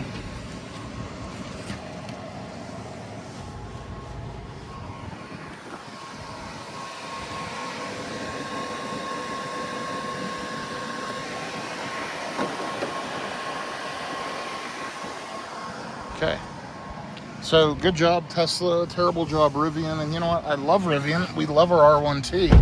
That was garbage, and let me get on the road. I'll be back with you shortly. So my wife went in to use the restroom. Let me just say, that was awful at Rivian. I mean, no message on the charging station, no alert, only pulling 44 kilowatts. I pull over to Tesla and right away, ramp right up. I was there 10 minutes. I wasted 10 minutes at Rivian. Just goes to show you, even though Tesla's network's flawed, even though their charging speeds aren't up to speed, they just freaking work. Now, I will say this, the Ionas work better. I like Iona better, so I am going to check my route. I'm going to program some of that stuff in. We're going to get going here in just a minute. You can see it's 10:51 a.m., 81 degrees out. We've lost some time already today. No big deal. We're in no immediate rush, but I hate adding minutes. So far today, we've added about 15 minutes to the trip unnecessarily. I try to fully optimize even when traveling together. So we'll see how it goes. I'll be back with you shortly. Okay, so it's only 75 degrees out, but the sun feels warmer than that for sure. 11:25 a.m. We've driven 207 miles so far today. 445 watt-hours per mile. We are rolling along at highway speeds now. You can see current drive and since charge, only a half mile apart, just under 500 watt-hours per mile. We will see better legs of efficiency. This is not going to be one of them. We've got about an hour and 9 minutes in. I pulled an audible. There is an EVgo. It shows all 4 stations working 350 kilowatts. It's actually 2 chargers, 2 handles each, both 350s. And we're going to give it a shot. The Pilot Flying J's we've found have better amenities typically on a road trip. And the EVgo chargers, I've got free charging until July and then another couple months. I would be remiss not to use that and try that. So we're going to head there. We're there in like 80 miles, just about an hour. And should be just fine. There is a Tesla charger, about 15 minutes backtracking if we had to. Typically, I've had pretty good success at EVgo's. Although they have let them go into more disrepair over the last year. Prior to that, I had an excellent experience. It's gotten a little worse, but I anticipate a good charging session. I will look as we get about a half an hour away and just check to make sure that the charger is still available. And as long as it is, we're headed there. If not, we'll stop in Gallup at the Tesla supercharger. And then either way, once we get to the next stop, we'll figure out where we're going to go from there. So more details to follow, but we are plugging along. Okay, so 11:43 a.m., 75 degrees out. We're rolling along at highway speeds. We are in hurry mode. Not getting the best efficiency, but listen, it is flat, it is straight, it is wide open, and I'm getting passed constantly. And 30,239 miles on this machine, 426 watt-hours per mile, 231 miles on the DFW trip. As you know, we have less than 600 miles to go today, so not too bad, but still have hours of driving left. So when we get to this next stop, is right about halfway. And we're only 50 minutes away, 56 miles. Should arrive with around 12% of this Pilot Flying J. I'm going to check that here after this clip and see if it's still available. We're still a ways out, but I'll do a spot check on it. Since the last charge, 56 miles, 474 watt-hours per mile. All is well. FSD's doing well. Still driving out here through the desert on the way back to Dallas-Fort Worth. So stay with me. More details to follow. Take a look at the landscape here. Sorry about the reflections. And that's why, notice this gray reflects here. Imagine a white piece along the dash. White on the doors. It reflects. Also, I don't know if you can see the reflection right up here on the glass. that's coming from back here. It's actually coming from that speaker bar. And when you have white in your vehicle, I'm very OCD. I can't stand all those white reflections all through the windows of the vehicle when you're driving in very sunny environments. I don't think most people notice it. I don't think it bothers most people. That's why I typically don't have a light colored interior. From experience, I prefer the darker interiors. Not that they look as good, but because of just practical functionality. Anyway, I'll keep you updated here. We're almost to the next stop. Less than 50 minutes. Should go by very, very quickly. So I find these mountains out in front of me here pretty fascinating. Take a look at all the colors, patterns. Just really, really cool, in my opinion.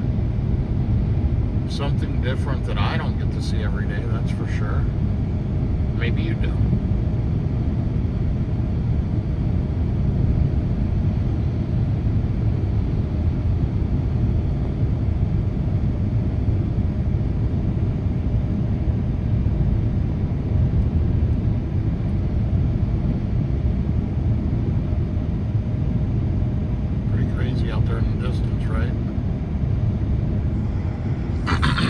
Anyway, you may not care about that. We call it Window Rock, it looks like, or somewhere around here is Window Rock. We are at 467 watt-hours, well, actually 470. We've burnt 32.3 kilowatt hours of energy, over 69 miles, 244 miles into the trip. Let's take a look at our efficiency gauge. By the way, less than 40 minutes till we get there. And here's our energy gauge. Staying below 70 would have saved 5.1. Routes typically driven at 73. That would have saved 1%. Driving at high altitude did save 0.3. And 9.6 mile per hour wind from the southwest saved 4.2. I can feel the wind pushing us, honestly. We're not fighting against it, which is nice. And I'm guessing one of those rocks over there is Window Rock. I'm guessing it's the one that looks like it folds back into the mountain, which is this one right here, maybe. Looks kind of like a clamshell shape. Right over there. Anyway. Fascinating landscaping. Landscape, for sure. Not landscaping. Alright, I'll be back with you in a minute. So we did pass the Iona station that we overheated at on the way in. That was back there in Gallup. Also, the Tesla supercharger was there in Gallup. But we are going to this EVgo charger here in 13 minutes. 13 miles, 12%. Arriving around 1:30 p.m., 74 degrees out. Give you a quick stat update. 99 miles so far, 454 watt-hours per mile on this leg. All in all, on the Dallas-Fort Worth trip, 275 miles, 442. So, we will look once we get up here where we're going to go next. I don't have that all programmed in. What we are going to do is hit this stop, get juiced up, and figure it out. And I will tell you, Tucumcari, where we're staying tonight, there is an Iona rechargery. So I may go ahead and hit that and let the electrons fly and see what happens.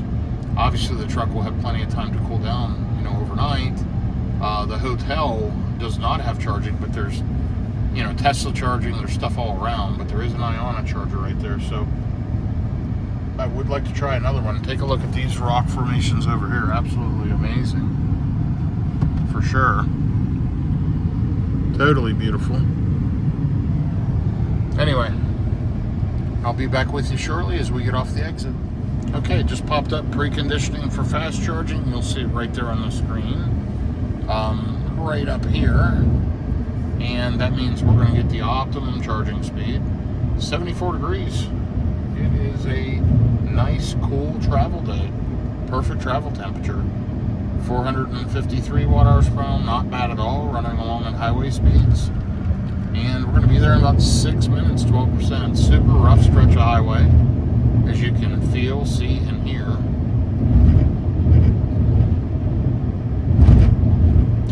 You would think, by the way, without all the terrible weather in these areas, that they could clean up these roadways, but just poor workmanship, poor maintenance, and not using the tax dollars maybe on the roadways as much as they should, because these things are rough. But either way, we're going to be happy to take another break. Yeah, it's just been about an hour and a half since the last stop, but that's okay. We'll be there in just a few minutes, and I'll give you a stat update, and we'll get plugged in. Okay, just about to get off the exit. It looks like the truck stop's on the other side of the road. This is Jamestown, New Mexico. You'll see it right here. We're on 40 East.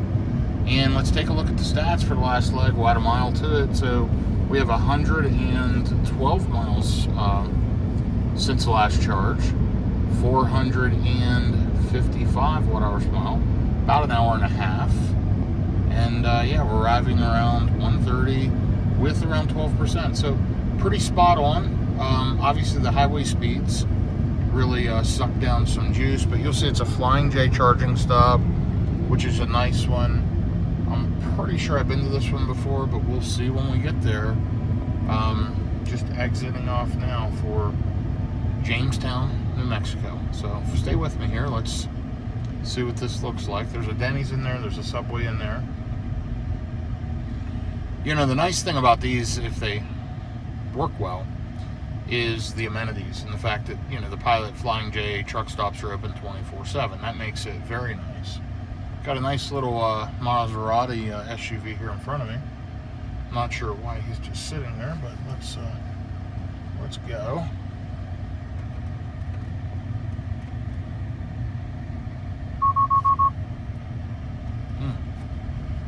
Truck was beeping at me. I didn't like something.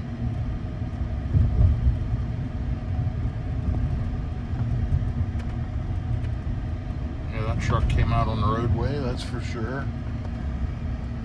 Yeah, and I do not recall being at this charger before. So this one will be a new experience, I thought. On the way out, I was looking at it and couldn't tell if I'd been to this one before. And I was kind of back and forth on it. And clearly, you know, I've not been. It's got a canopy here for the chargers. Huge truck lot. I mean, this is a massive truck stop. So let's get over here under the canopy, get plugged in, get some juice. I'll probably clean the windshield. Actually, it's not bad.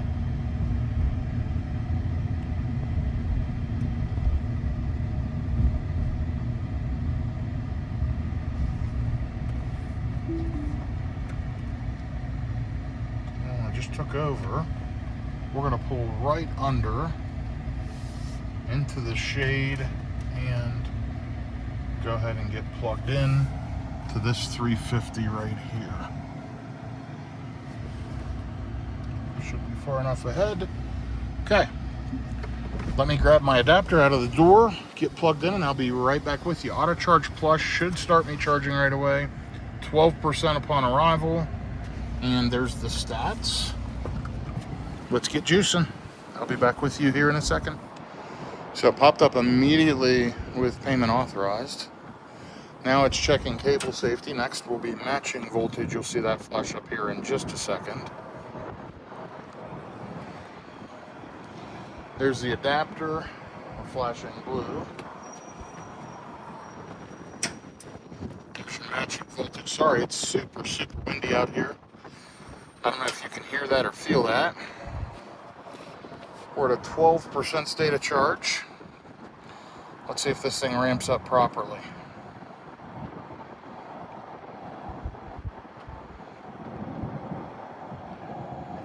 Looks to me like it's jumping right up. And let's go take a look in the truck. See what kind of speeds we're gonna see.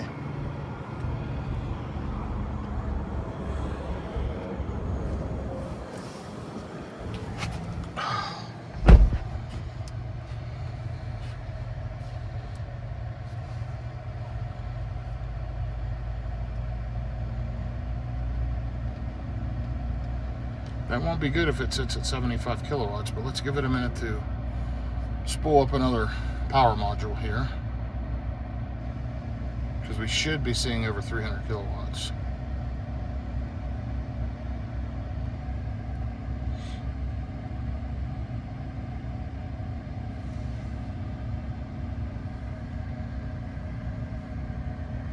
See if I got any error messages. No alerts. Other than charging equipment not ready. That was earlier today. We may have to move chargers.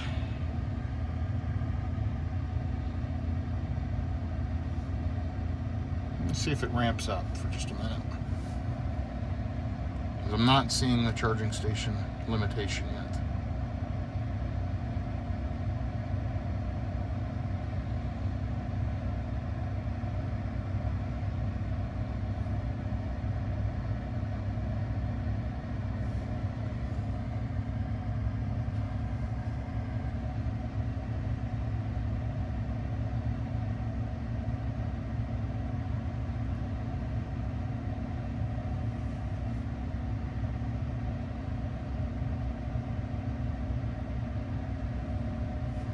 And there it is, charging rate limited by charging station. So we're pulling double what that other one was pulling that wasn't working, but this one's also only pulling 80 kilowatts. So we're gonna go ahead and move to the other charger and get plugged in real quick and see if that corrects it. So I'll be right back with you. So yeah, I unplugged, replugged. I am getting better charging speeds on this one. It is still limited, but we are not having luck at third-party charging stations today. But here's the good news. We're pulling 190 kilowatts. That's not much slower than we would pull at a Tesla, version 3. So I'm okay with that. It is slow, but it is working. Let's map out our next stop. We know we're going to this Fairfield Inn and Tucumcari. And what it's wanting me to do is make 2 stops. Next stop in Milan. And then after that in Albuquerque. And what I'm going to see is, are there any stops in between here? There are not. So we got this Albuquerque stop here. I've charged here before. No restroom. It's a bit of a pain. It's in a big shopping plaza. And it now says no restroom there. We've got this one here at a Courtyard by Marriott. It's way out of route. Got this old 150 here. Yeah, there's not a lot of good options. Let me run in, use the restroom, figure it out. I'm going to look at ChargeWay. I'm going to look at other stations. Again, having problems at third-party stations, but glad it's working at least. But man, that kind of sucks that it's speed limited. So, and yeah, I pressed the CCS cable button to stop charging, so it's yelling at me down there. Right there. Got it. Thanks, Tesla.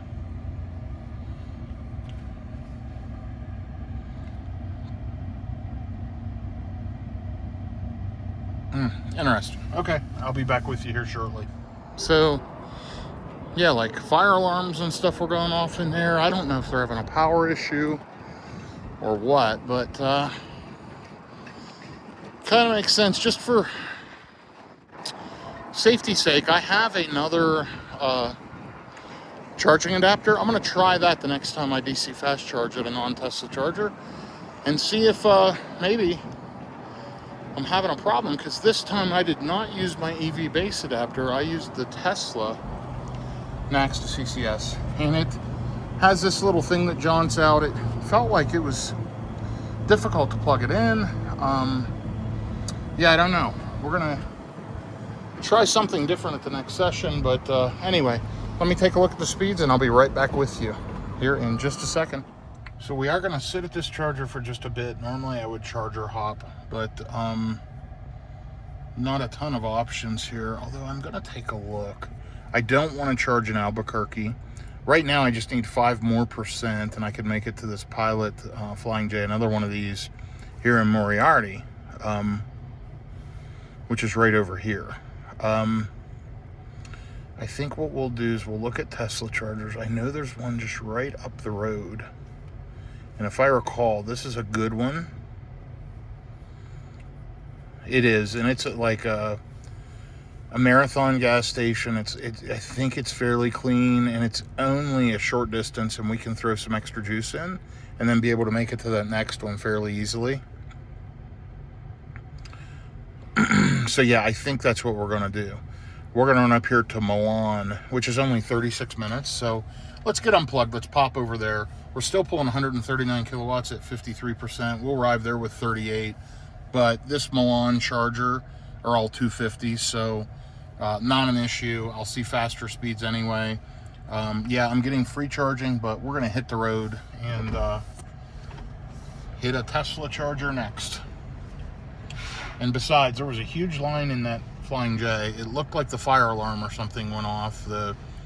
There was you walked in the door, you could hear the beep, beep, beep, and then inside all the flashing strobes were going off, and there was a huge line at all the cash registers. So lights were all on, but I think they have a power problem here, which may be why that one charger was so scaled back. So let's hit this. We'll hit stop charging, unlock charging port. We're getting the heck out of here and head to Milan. I'll be right back with you. So yeah, definitely a couple weird charging problems again today. I don't think it's truck related. It might be adapter related. I really think on the Rivian charger, there were issues there at that charger to just stop at exactly the same speed on multiple attempts. That was power limited. On those two EVgo chargers, I got 75 on one and it pushed up to about 80 and stopped. And then the other one went right up to 200 and then stopped. So I think they're really station power limited. That's what it seems like. Good news is this thing's going into the shop. I'll have them check it. They replaced a PCS module. We had that overheating thing. Maybe there's something going on. It doesn't seem like it logically. And we're charging at totally fine speeds at the Tesla charger. So it's interesting. This next one will be a Tesla charger in Milan. I'm trying to avoid Albuquerque, so charging there sucks. One of them's way out of route. One is a version 2 right by the highway, but you'll split power at 72 kilowatts. And then the other one is in a big shopping plaza, and they have an Electrify America there. They have a Rivian there. There's plenty of options, but there's no restrooms at all. So I think we hit Milan and then try to skip Albuquerque and go ahead and hit this Pilot Flying J EVgo station if it's still available as I get through the Albuquerque area. So that's kind of the plan at this point. It's in Moriarty, New Mexico, and we'll see how that goes. It's 2 p.m. right now, 3 p.m. in Dallas, Texas. We have moved 1 hour on the time zone. So it's pushed us back 1 hour, and we're showing arriving to the hotel around 7 p.m. So we got about 5 hours left for the day, and that is about as far as we can make it, which will be 6 p.m. From where we left. So it's a long day. That's plenty for today. Good news is tomorrow will be a short day. Let's hope we can get this stretch knocked out pretty quickly and kind of go from there. To almost 300 miles so far today, 444 watt-hours per mile. I'll report back to you here shortly. Okay, we've been preconditioning. We're riding along at highway speeds. 11 minutes, 11 miles, and we're there. Headed to a Tesla charger, so should be no worries. Just get plugged in, get juiced, and get rolling. Of course, the landscape's changed somewhat. We're out in the plains, out in the desert, riding across, and 76 degrees out. Very, very windy back there at the last stop, and windy here. You can hear it whipping right up here in the door of the truck.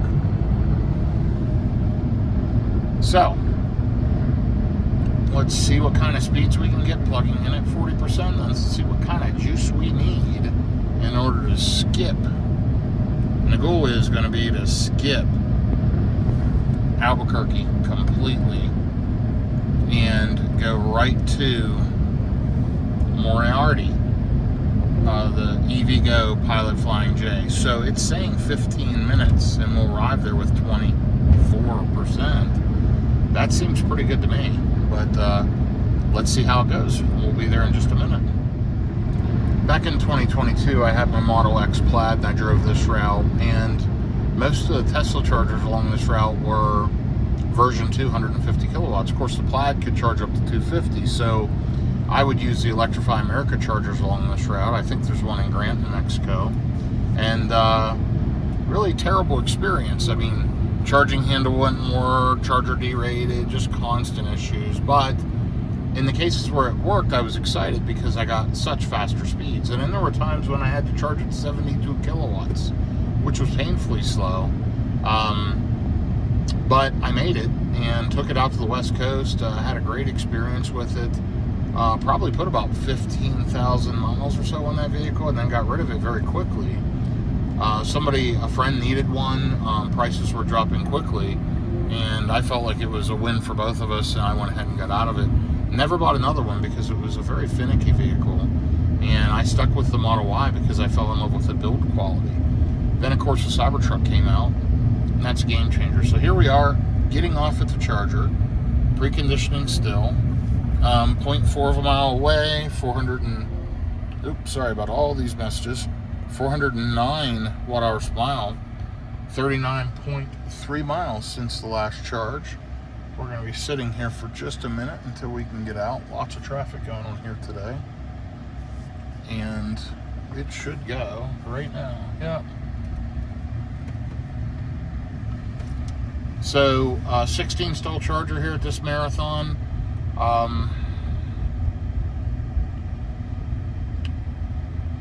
Should be a good one.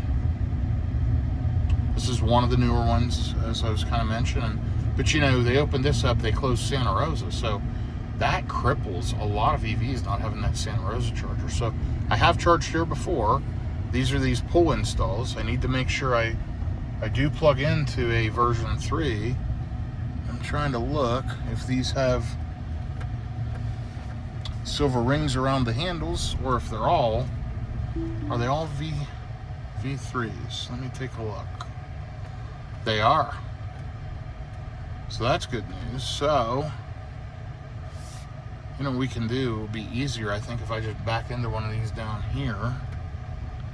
And these are all V3s. Yeah, so let me just back into one of these. And how you can tell is they don't have the metal ring around the handle, so pretty clean design. Thinner charging cables too on the V3s versus the V2s. Okay, we're backed in. Should be good there. Let me go ahead and get this thing plugged in, and I'll be right back with you. Arriving with 40%.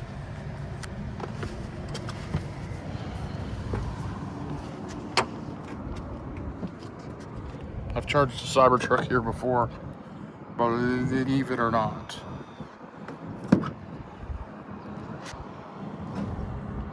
You can hear it clicking. Should be going green. Boom, charging. And just like that with a Tesla charger, we are charging. No issues.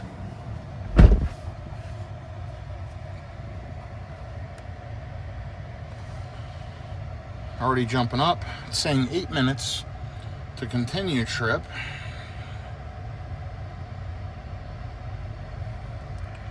Let's take a look at the navigation. By the way, 39 cents kilowatt hour, you'll see down here.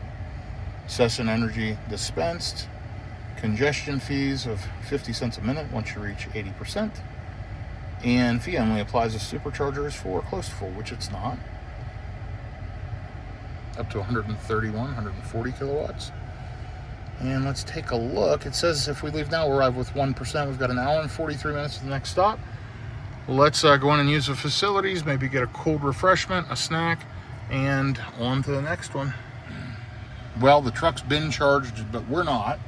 My wife just went in to use the facilities. I just finished using the facilities, washing my hands, just freshening up, splash some water on my face, walk around. I got a Powerade. I know it's not the best thing in the world, but you'll see here 40 miles, 407 watt-hours per mile. Overall on the trip, 327 miles, 437.9. We'll hit this pilot charging station with 22%, which is our next stop. Now, I am going to plug in. We're going to edit trip. We're going to add a stop. We're at the Fairfield, and we're going to look at it. It's going to want me to stop and charge in Albuquerque, which we're going to remove that. And this will give us an idea of what type of negative percentage. So we're minus 27 to get to Tucumcari for the stay there this evening. So we'll have to make another stop. Now, the other stop is going to be this Pilot EV. Shouldn't have to be there long. Arriving there now with 23%. I'm going to jump off. I'm going to check that stop. We're only pulling 109 kilowatts. We're at 63% already. Let's take a look and see what's going on. We've put on 29 kilowatt hours of energy, 39 cents kilowatt hour, $11.33. And that seems very, very fair and reasonable. Now, let's see what Learn More says. It tells you some tips about charging. Very, very cool. Anyway, no issues with the vehicle overheating, no crazy errors. There, the window switch was disabled due to being in dog mode, etc., just normal stuff. Yeah, so we're not going to have to charge super long at the next one. And then from there, it looks like it's just under 2 hours, probably another 110, 120 miles on to Tucumcari. So, yeah, be there shortly. Like I said, we're charging in Grants. I know, I'm almost positive I've charged at an Electrify America right around here. Not sure exactly where, but almost positive. Anyway, I'll be back with you shortly. I think we're going to try to do the Iona as our last charging stop when we get to the hotel. Iona, or Chargery. Tucumcari.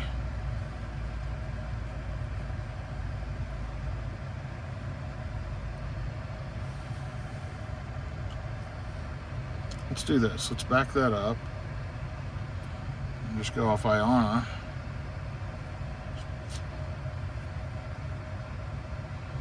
Well, it's not showing on there yet. That's the problem with them, to be honest. But anyway, I'll deal with that in a minute. I'll deal with that actually at the next stop. Let me go ahead and check that Pilot Flying J, make sure we're good to go, and we'll get out of here in just a few minutes. So 84 degrees out. It's amazing what good, flat, clean roadways can do. 363 watts per mile, running at highway speeds all across here. You can see 42 minutes to go 54 miles. Absolutely incredible efficiency. We're now down to around the lifetime average of the vehicle, 427.4, and it's actually lowered the lifetime of the vehicle to 425.9.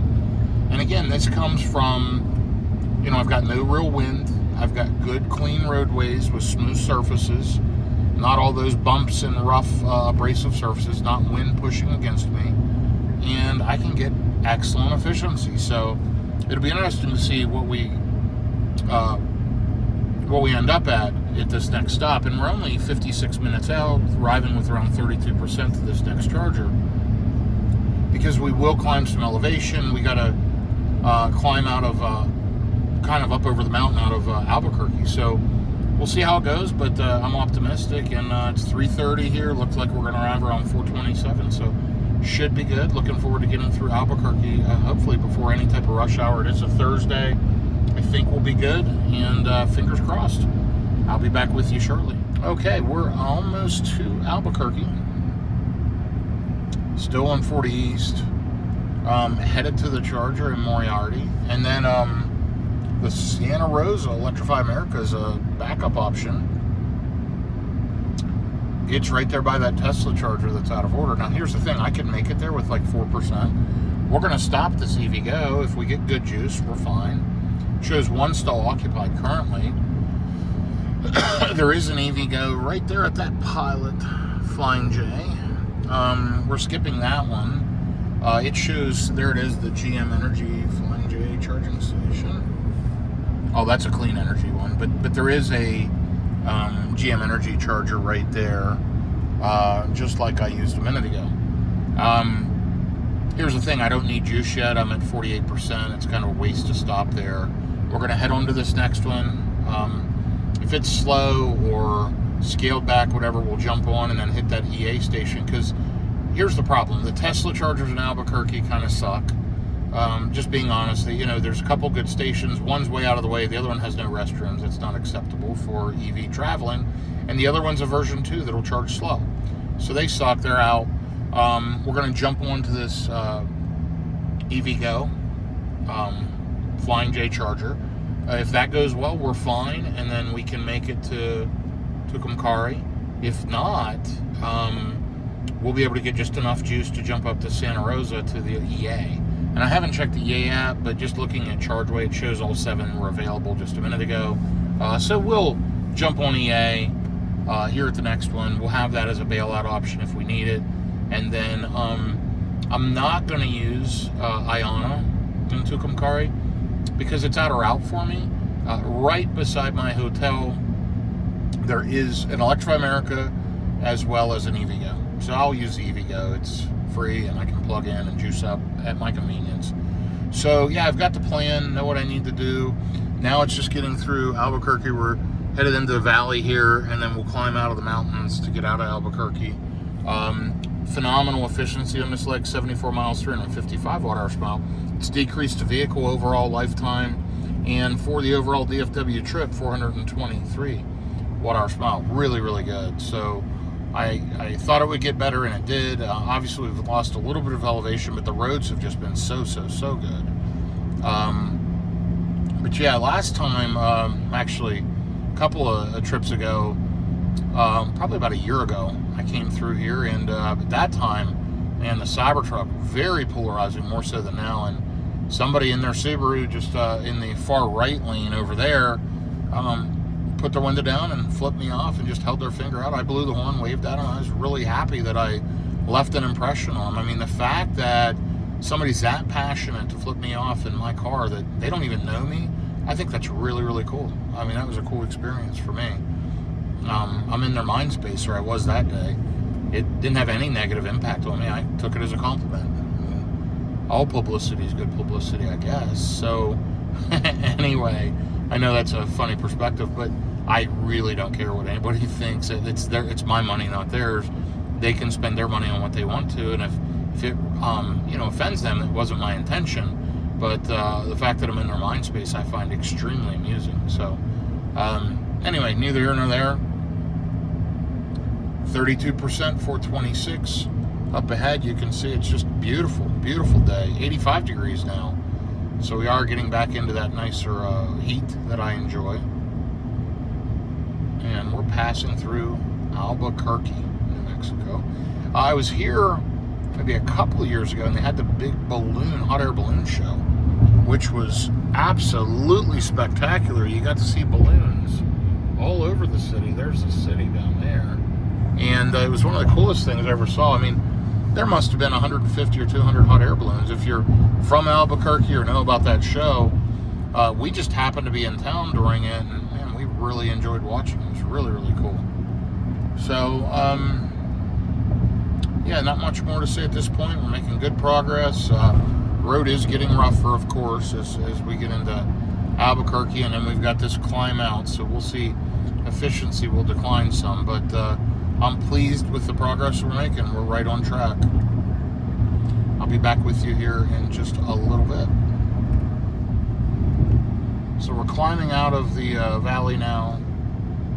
Looks like the state troopers got somebody pulled over right there. Nice Volvo.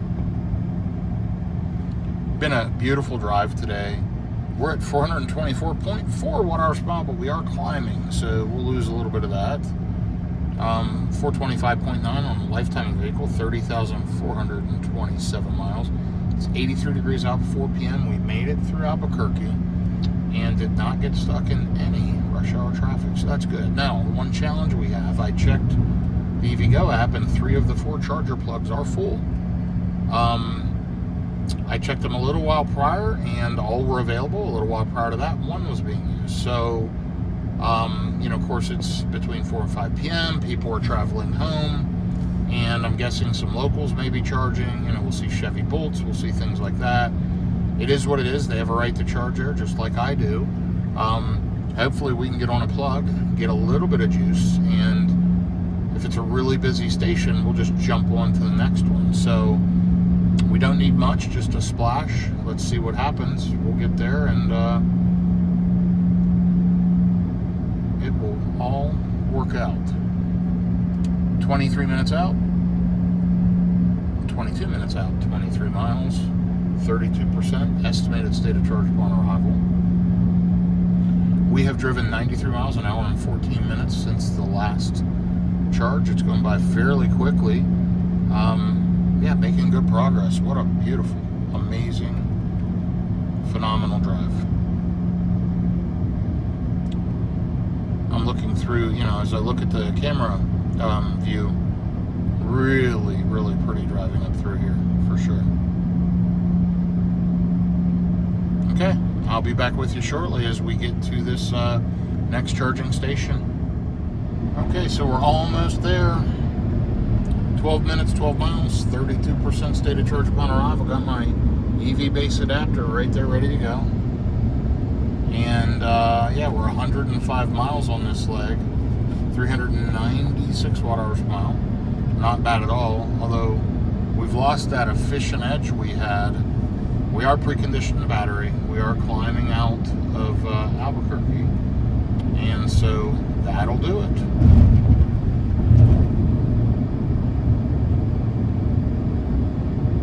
Now, good news is I just pulled up the EVgo app. It shows 2 of 2 available, so, or 2 of 4 stalls available, so that's a good thing.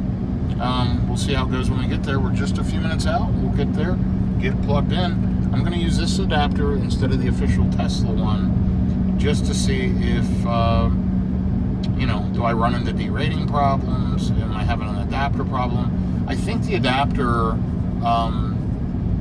is just seats differently, and it's a little harder to use. The Tesla one has a big block on it, and it's certainly a sturdier adapter. I showed you that in the other picture or video, but you know, I think it's more difficult to get it lined up and get it centered in there correctly. So, you know, that could be causing some issues, but the consistent derating, I think I just had some bad luck. Let's see how this station goes. It'll be interesting.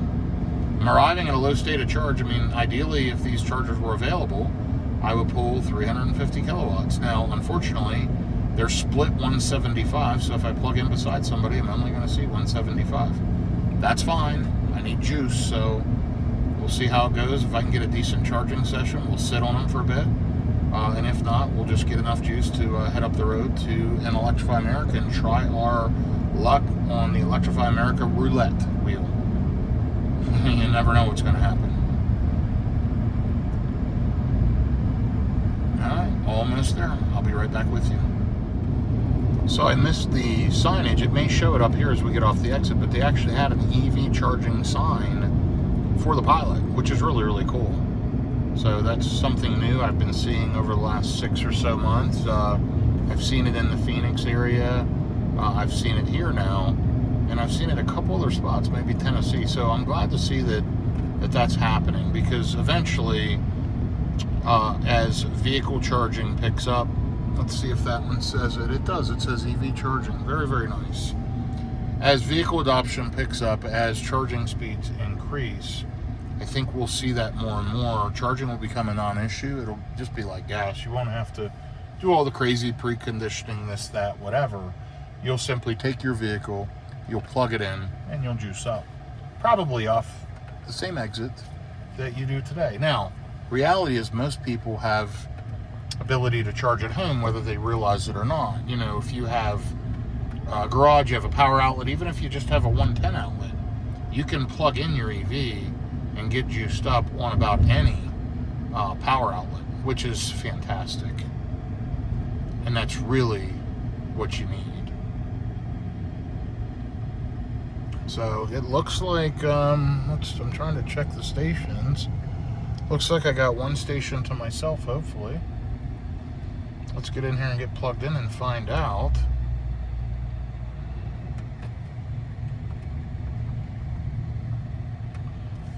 So yeah, there's just one car charging.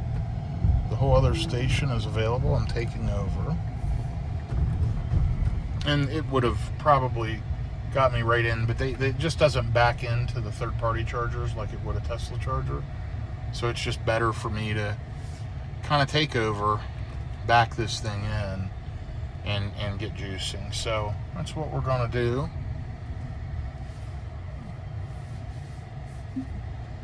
We're going to leave the nose stick out a good bit here because I don't want to block this back door.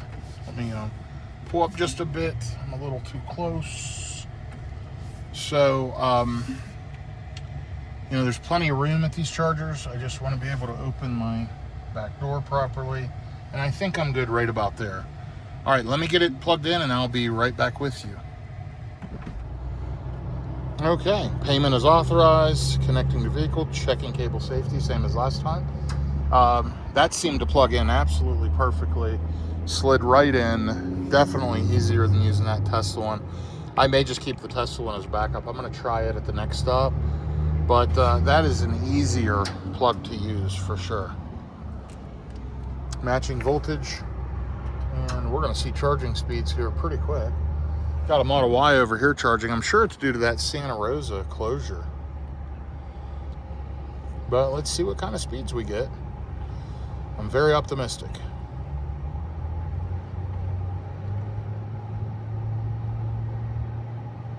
Already over 130 kilowatts, 146, 163, 180, 197.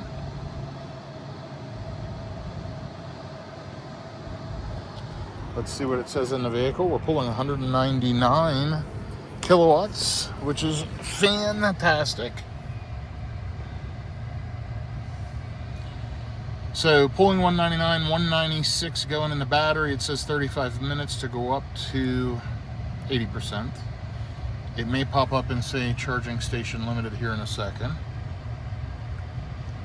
But that might be about the natural curve, because I arrived at such a high state of charge. So let me get my final destination plugged in, Fairfield. And guess what? There's no Tesla chargers. It's going to want me to backtrack. We're going to remove that. And it looks like we need 13%.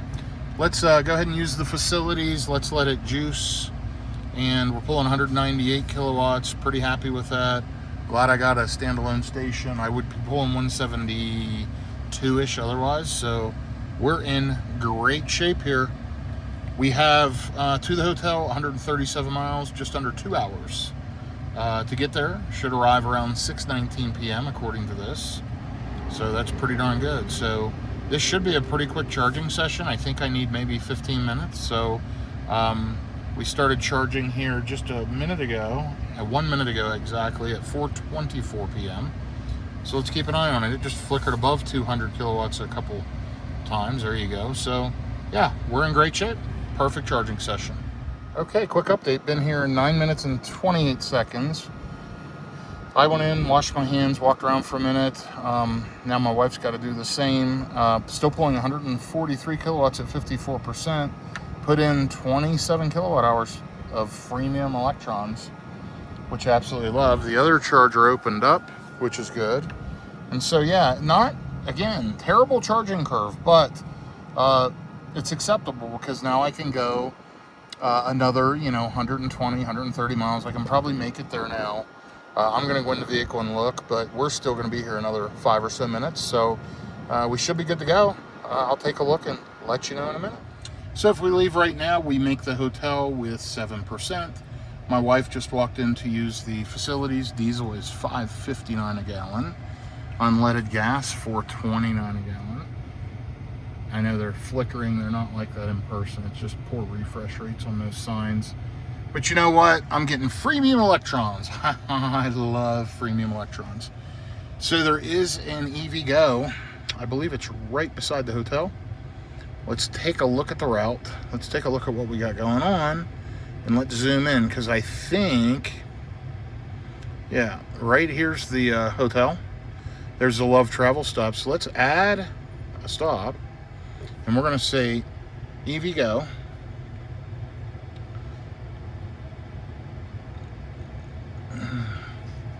Tucumcari on Mountain Road, boom. That's one we like. Both on Mountain Road, right next to each other. Let's take a look what that looks like. Now, how cool is that? There's the hotel and there's the charger. Pretty good planning. And there is an Electrify America right over here as well.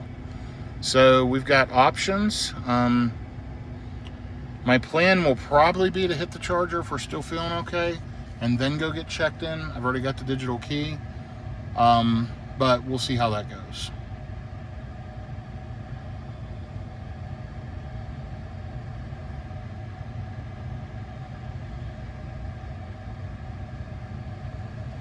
Part of it's going to depend on charger availability and what percentage I'm going to arrive to the hotel with. Right now, I've already got an 11% buffer. We're at almost 60%. Again, we started charging at 4:24. We've been charging for 12 minutes. We've put in 33 kilowatt hours, still pulling 125 kilowatts at 59%. 20 minutes remaining. Let's check for errors. No overheating, no nonsense. Looks good there. Okay, I'll be back with you here shortly. Okay, so we have a plan. In 134 miles, we'll be off the exit. We're wide open on the interstate. I say wide open. We're going highway speeds. And we're going to go to the hotel first. I'm going to get that vehicle unloaded, get everybody in the room. Then I'm going to run next door and throw some juice in the vehicle, order dinner, and go pick food up probably while I'm out charging. So that's the plan. We'll be there in under 2 hours. 6:37 is ETA, and should not be an issue. So that is the plan. Let's see how it happens, and follow along with me for the night as we conclude day one in a 2-day road trip from Scottsdale, Arizona to the Fort Worth, Texas area. And you'll see we're 447 miles into this journey, and it is going well overall. That last charging session was a good session. The EV-based charging adapter worked great. What I'm going to do in the next one is I'm going to flip back to the Tesla charger, see how it works, and if I continue to have a challenge with that, I will end up putting that in my sub-trunk as my spare backup, and I'll use my EV base as my primary. I only have used the Tesla charger plug a few times. I wanted to test it out and see how it operated, and I got a vehicle cutting me off here. Sorry about that. Let me shut off FSD. Okay, so yeah, I had a vehicle just trying to cut me off, just seeing it's a Cybertruck. They were going to speed up and not let me over, and then this truck cut over anyway. Nonetheless, yeah, we're going to see. That adapter's just, it's finicky, and it's got to be plugged in a certain way, and I think it's just a matter of getting used to it. I do like that it is sturdier in the charging port. I think that's probably better overall, but it is, I would call it a little more finicky. I probably like the EV-based adapter better just for overall usability. It's a great adapter, and never really had a problem with it. So we'll see how it goes. I'm going to try the other one next, and yeah, just 131 easy miles, and we're there. So that's the next leg. 81 degrees out, 4:48 p.m. Has been a day, but keep in mind, on Scottsdale time, it's only 3:48, so not even 4 o'clock there, and we're going to arrive at the hotel at 5:30 Scottsdale time, so not too bad. I'll be back with you shortly. Okay, continuing to drive flat and straight across the country. 39 miles on this leg, 31 minutes, 428 watt-hours per mile. Good efficiency. At highway speeds, 79 degrees out, 5:14 p.m., and we're under 100 miles, so almost there. An hour and 20 minutes, arriving with around 18%. We're going to go to the hotel, unload. I'm going to run down and plug in at EVgo as long as there's spots available. If not, I'll probably shoot up to Iona, which is about a mile and a half away, 3 to 5 minutes from the hotel. I'll have to pay there, but you know, starting tomorrow, Iona goes to 20 cents a kilowatt hour, but it's not that expensive anyway. But hey, free is better than paying, so I'll take my juice at EVgo. So I'll probably go there and top up pretty good. I'm thinking thinking I'm going to push it up close to 80%, to be honest, while I go ahead and order food, catch up on emails, and do some work, and then go pick the food up, go back to the room, get a good night's rest. And the plan is to take off early tomorrow. I really want to be on the road by about 5 a.m. I want to try to avoid Friday rush hour traffic in the Dallas-Fort Worth area, and the only way to do that is to get out of there early tomorrow. So that's the plan. That's what we're going to do. 485 miles on the DFW trip, 205 kilowatt hours of energy used, 423 watt hours per mile overall. Better than the lifetime of the car, and overall pretty good for, I guess, all highway, and I'm beating lifetime average. I'm happy with that, because remember, there is some blend of city driving in here in this lifetime number, so that's good highway efficiency. And you know what, the weather was good, we didn't have rain, the wind's been good today. It's just been a good driving day overall, no complaints here at all. Obviously a couple little snafus at chargers, we got those sorted, figured out, and we rode on. Wasted, what did we figure, 20 or so minutes today? It is what it is, no big deal. Okay, I'll keep you updated. So about 3,000 miles ago, I put a new set of Pirellis on the Scorpion. Honestly, the same Pirellis I think that I have on the Rivian, same Pirellis I now have on the EQS, or the same Pirellis I have on Cybertruck. And I'm not a huge Pirelli person, but I'll tell you, Michelin would be my primary choice. These Pirellis have been fantastic. Now, I'm not getting the super, super long life that they're so rated for. You know, out of the factory, the first set on the Rivian got 25 or so thousand miles, maybe 27. Same on the Cybertruck, about 27. They're 60,000 mile rated tires. Here's the good news. I've replaced them with the same tires. If they wear out that quickly, I'll get a prorated discount on the next set based on the fact that they didn't hit the warranty miles. So, you know, that'll give me a good credit towards the next set. But these have about 3,000 miles on them, and I am seeing that efficiency out of them now that I expected to see. Now, this is a good stretch, and it's moderate temperatures, 83 degrees out, it's 5:36 p.m. You know, we've been riding along all at highway speeds, 382 watt hours per mile. Overall on the trip, you saw it's all highway, 417 watt hours per mile. So very, very happy with how these Pirellis are performing.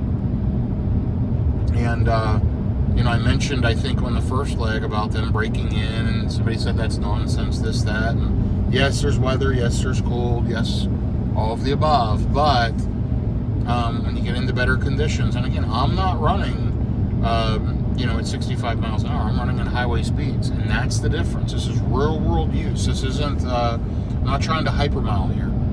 And I'm very, very pleased with that. Arriving with around 22% to the hotel. Gonna get there at around 6:30, just a few minutes after 6:30. It's less than an hour away, 57 minutes now, 68 miles, so we are almost there. That'll put us at about 580 miles for the day. This was a long one. We certainly drove the bulk of the drive today. Tomorrow will be a shorter drive back to Dallas-Fort Worth, and if we get out of town early, it'll be very easy, and we'll be able to I'll be able to get into my home office in the afternoon, get caught up. Of course, I've been working from the car. I'll work from the hotel tonight. I got a lot of stuff to take care of. I'll do that, and then be able to enjoy a holiday weekend, hopefully, with some family and friends. And I hope you're able to do the same. And then on Tuesday of next week, not only do I drop the Cybertruck off, I have to drop the EQS off there for service. There's a couple of rattles. They have to replace a rear headrest that was defective, and they have to replace the passenger's door card and seat controls that were rattling. One thing about the Mercedes, they do not mess around. They're high quality products. They replace things as necessary. They ordered the parts from Germany. The parts came in. They're going to give me a loaner car, and I'm good to go.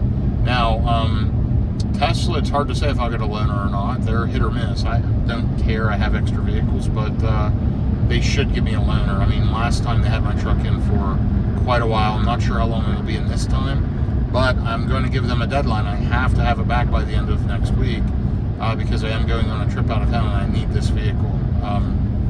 So I'll communicate that clearly when I drop it off. I have kind of checklists I've created for both vehicles of the minor things that need to be taken care of. There's no major deal breakers on either of them, just some minor stuff. But yeah, we're going to get it knocked out. Yes, I see the car on my bumper. We're going to go ahead and get around this truck, and then we're going to jump over into the right lane and let this aggressive car get around us. So let's go ahead and signal over to the right. Let's drop this back to standard. And let's get this little blue aggressive car. Let's let this car go past us. We'll put it back up to hurry. There you go. They're in a big hurry in their little Chevrolet blue car, whatever. So off we go. Again, incredible efficiency. Less than an hour. We're just rocking and rolling. I will be back with you here shortly. Okay, so listen, we're almost there. 19 minutes. Arriving with around 20%. It's been a good trip today. 559 miles with about 20 miles to go. So we're going to round that to 560 plus 20, about 580 miles today.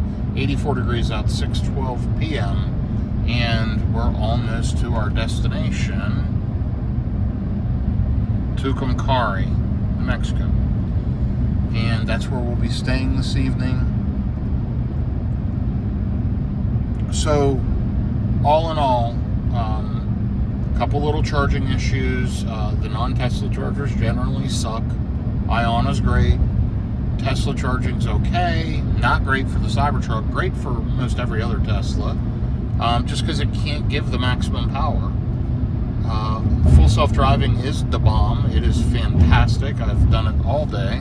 And I have gained, I figured I would gain something. I've gained 1%. So I'm up from when I started this 3-leg trip from Dallas to Denver, Denver to Scottsdale, Scottsdale back to Dallas. I'm up from 78% to 84%, which, that's great. That just shows you that I'm using it almost exclusively and I'm not manually driving, which is really the modus operandi. If you can sit here, and this is my driving perspective, I sit back in the seat, I relax, I see this vision out the windshield, and you know what? The truck has driven me the entire day. I'm not wore out, I'm not totally exhausted, I'm fresh. We're going to get unloaded in the hotel, get our bags into the hotel. I'm going to go charge this up, I'll show you that. And then I'm going to pick us up food. We're going to enjoy the evening and get the heck out of here early a.m. and get back to the Dallas-Fort Worth area. So it's going to be great, and I appreciate you following along. Don't forget to hit that subscribe button for me and click like if you've enjoyed it.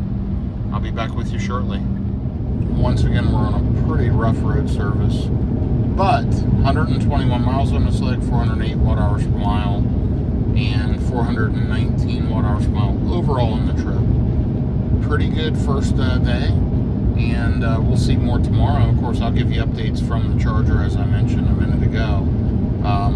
I just wanted to kind of zoom in and show you those stats because I know a lot of you really enjoy watching those. 6:17 p.m. and 6:31 p.m. arrival. Almost there, 25% on the battery, arriving with 20. So just a quick flash and we'll be there. Okay, so it's just a little bit later. It's 7:08 p.m. We ordered food, got situated in the room, and I had to catch up on some work. Now I'm headed right here next door to the Flying J truck stop. You can see the chargers right here, and they're all available. Now, I have two choices. For fun, I could go to Iona and charge at 400 kilowatts and see if this thing fails again with another HVAC alert, or I can just go ahead and run over here and take advantage of my free charging. What would you do? I'm going to go ahead and take advantage of my free charging. And as I mentioned earlier in the video, I had 2 years. I purchased a Cadillac Lyric. I had 2 years of free charging, at least I thought I mentioned in the video. And it stayed with me, not with the car. The Lyric was a disaster, so that car is gone, but the charging's here to stay. And it expires in July of this year. So what we're going to do is we're going to roll right up to this charger and get plugged in and take advantage of some free electrons. Let's make sure that one's blue. It is. See at the top, they'll glow blue, meaning they're ready to go, I'm gonna grab my Tesla adapter rather than my EV base adapter, and we're gonna see if it works now and if it works properly. We are at a proper 16% state of charge. As the truck sat there and cooled down from the road trip, it lost a few percent. Very, very windy out here. Let me get plugged in. I'll be back with you. Okay, we're back with you just a couple seconds later. I plugged in. It is really, really windy, which makes it feel very, very cold. Dry, 75 degrees, and super high winds. By the way, look at that mountaintop out over there. That's incredible. Anyway, so we're starting to charge just now, getting juiced up. Let's take a look here.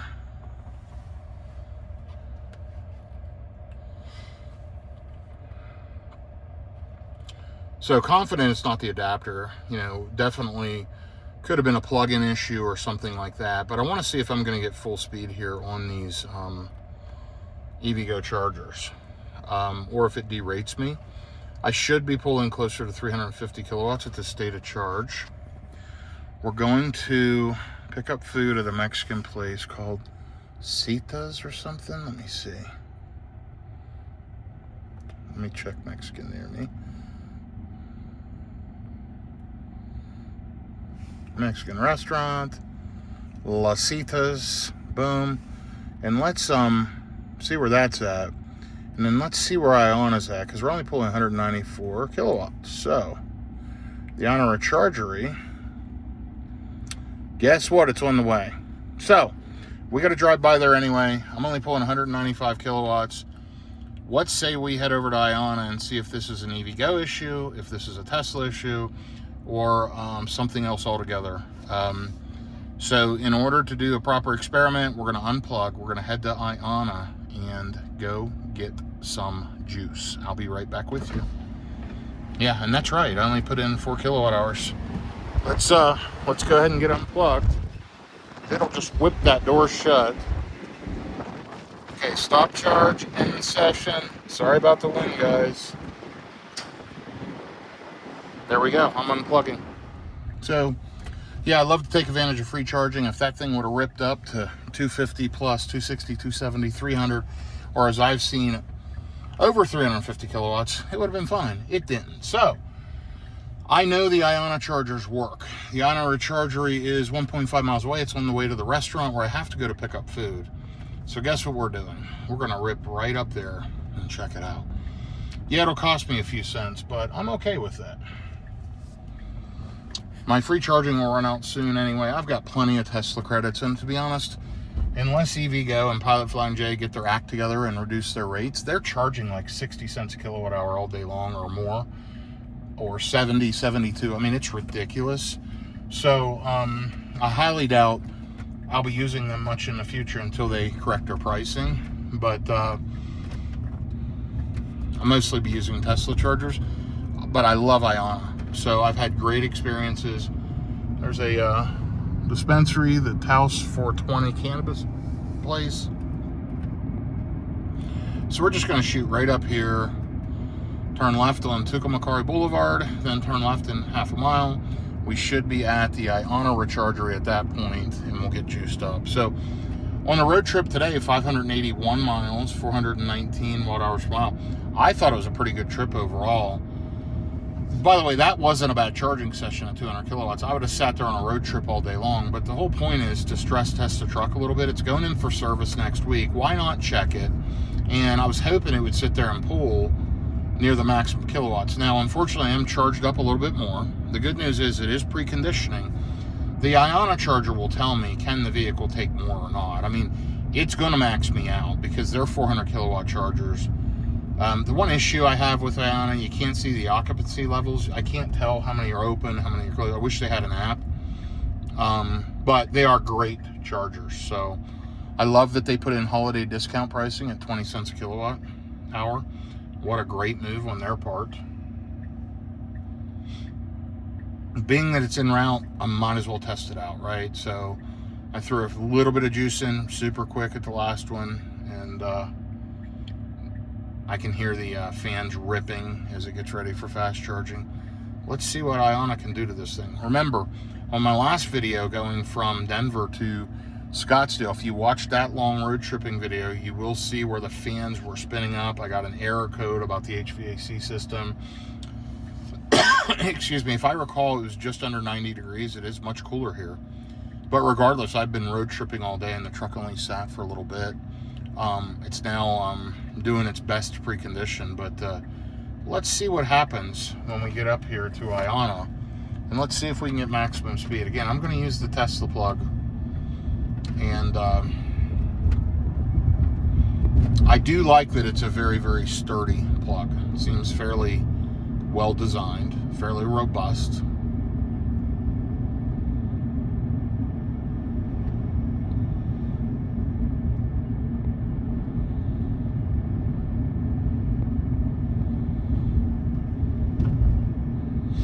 I've not seen this recharger before. This will be a new experience for me. Kind of cool. Checking out something different. No idea where it's at. Historic Apache Hotel, it says.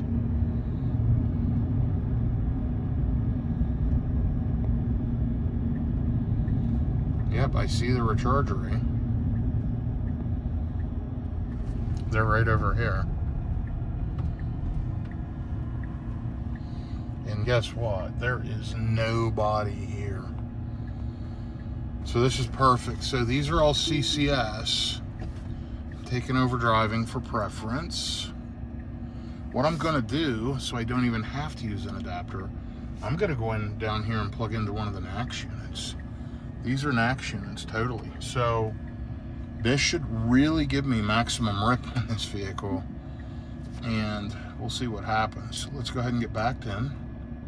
And you can actually stay with me while I plug in, because I don't have to use any adapter. Boy, these are great.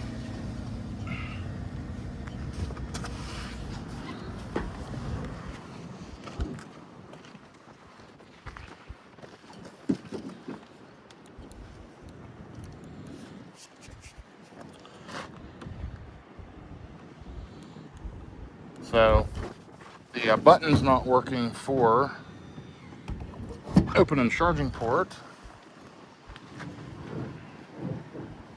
Okay, it picked me up. I'm going to go ahead and tap my credit card here. That's all you should have to do. Now, alternatively, you can use the ChargePoint app. 39 cents kilowatt hour plus tax. No flat fee, no idle fees. Really, really a great setup here at Iona. And it's just like that, it's preparing to charge. Because it's so windy, I'm going to jump in the vehicle.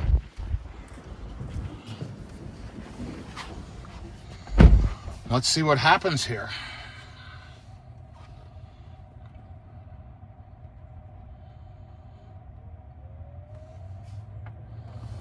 That's Iona speed. Look how it's jumping up. Those are called Alpatronics units. That's called a good charger, right up to 292 kilowatts. Absolutely amazing. Love Iona. And now y'all can see zero issue, native NACS plugs, throw it on the charger, tap your card, and off you go. The best chargers in the industry right now, bar none. Now, that'll change if they don't service them, they don't keep up with them, but these things are awesome. Absolutely awesome. So glad Iona put this station in here, and frankly, every time I come through this area and I make this drive from time to time, I'm going to stop here and juice. I mean, I just know they work. They're fantastic. So there you go. Up to 80%, 40 minutes, no big deal. I'm going to sit here and do some emails, check on a few things. I'm going to look here. So I'm going to go pick food up in a few minutes. Let's see how far away it is. So it looks like I just go out and it's just down there, yeah, on the left. Easy enough. Okay, well, you see the unfortunate thing is the charging curve on the Cybertruck drops down quick. You know, already down to 230 kilowatts, but you saw that Iona speed. I mean, they just ramp up immediately. No messing around like at a Tesla charger or an EVgo. This is the best hardware right now, in my opinion, out there. I think the Tesla version 4 cabinets with version 4 dispensers charging at 500 kilowatt may beat these. I have no idea. Haven't used one yet. I've used plenty of V4 dispensers, but V3 cabinets, so they push 325 kilowatts by bumping amperage up. These are proper 800 volt chargers that push out 400 kilowatt. They are fantastic. So love Iona speed. Great chargers, guys. Good job, Iona. Anyway, I'll be here a little bit. I'm going to throw some juice in the car, and I'll be back with you shortly. So I don't know if you can hear it, but the HVAC fans are ripping. Take a listen. Iona pushes up against the max of what a Tesla can take. So it's already dropped down to 35 minutes remaining. We're still pulling 210 kilowatts. It is just absolutely ripping. I love it. We'll see if we get an alert or what happens. What we're going to do for a little experimentation's sake is we're going to go under software, okay? I'm going to hold down on the word Cybertruck. See that flash? Don't do this at home. We're going to go into service mode, enter. I'm going to tap my HVAC to turn it back on. Might have done this before. We're going to go under high voltage. We're going to go under charging. Okay. Everything appears to be normal there. Now, the one thing I want to see is the HVAC system. And it looks like everything's proper there. No crazy over temperatures, no main issues, no major issues.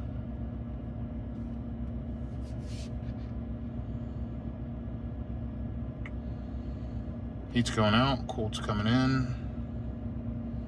Seems to be fine.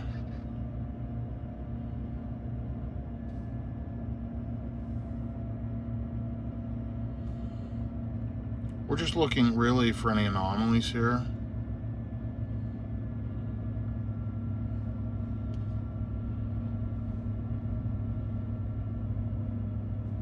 See the state of charge climbing pretty quick as you charge.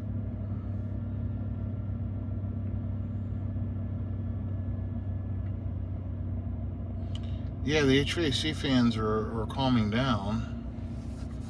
Everything appears to be normal. I mean, I don't see anything crazy. If any of you do, let me know.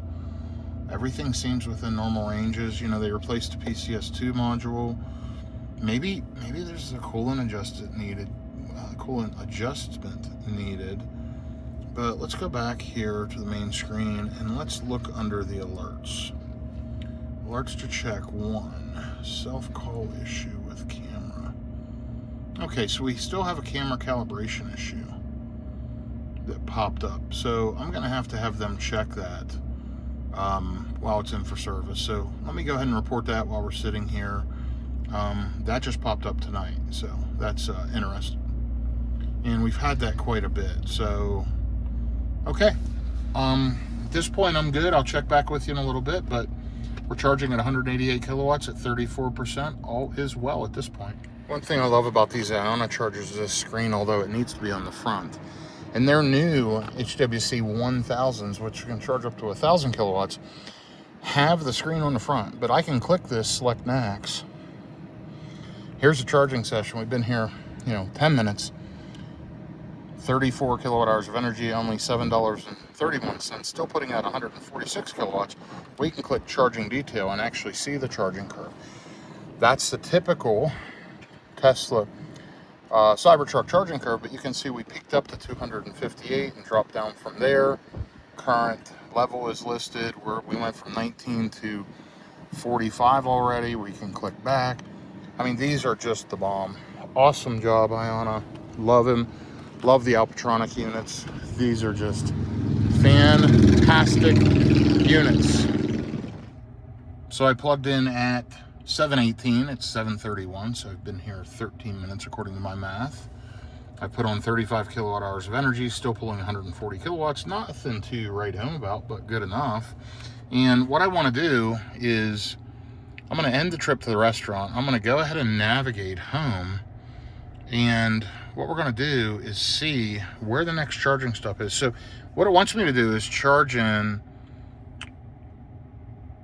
Tucumcari. Let me add in Amarillo, because what we're trying to do is see how much energy we need to get to Amarillo. So see, right now it's saying I've got 7 hours and 48 minutes, including charging. It wants me to charge at Amarillo for 31 minutes, which that seems a bit excessive. But there are not a lot of options along those routes. You got this charger in Childress, which is 150 kilowatts. Anyway, the reason why it's so long is it knows I'm going to arrive dead there. So what I need to do is put enough juice on where I can run Sentry mode overnight and still make it to Amarillo in the morning, ideally. If I have to pop down to the Pilot Flying J while they're getting ready and throw some extra juice on, I can. But ideally, I need to be at least 70% in my mind.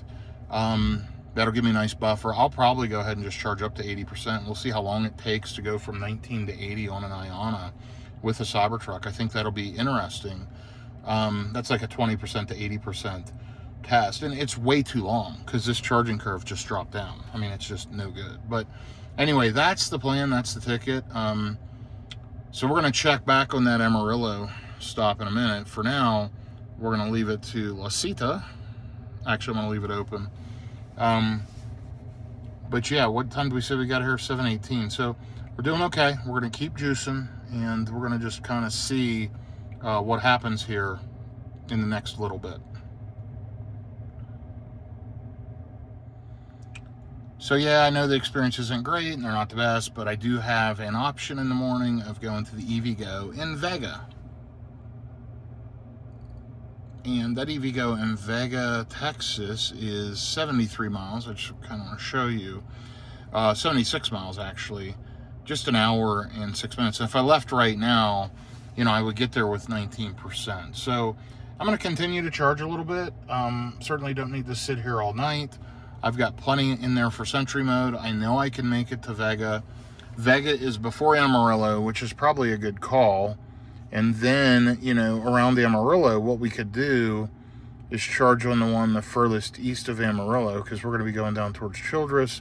So the furthest east one is probably that Buc-ee's, or either one of these. The Buc-ee's will actually give me faster speeds, and it's right off the right side of the exit, and we can probably grab a quick breakfast there. I think we'll be passing through there pretty early a.m.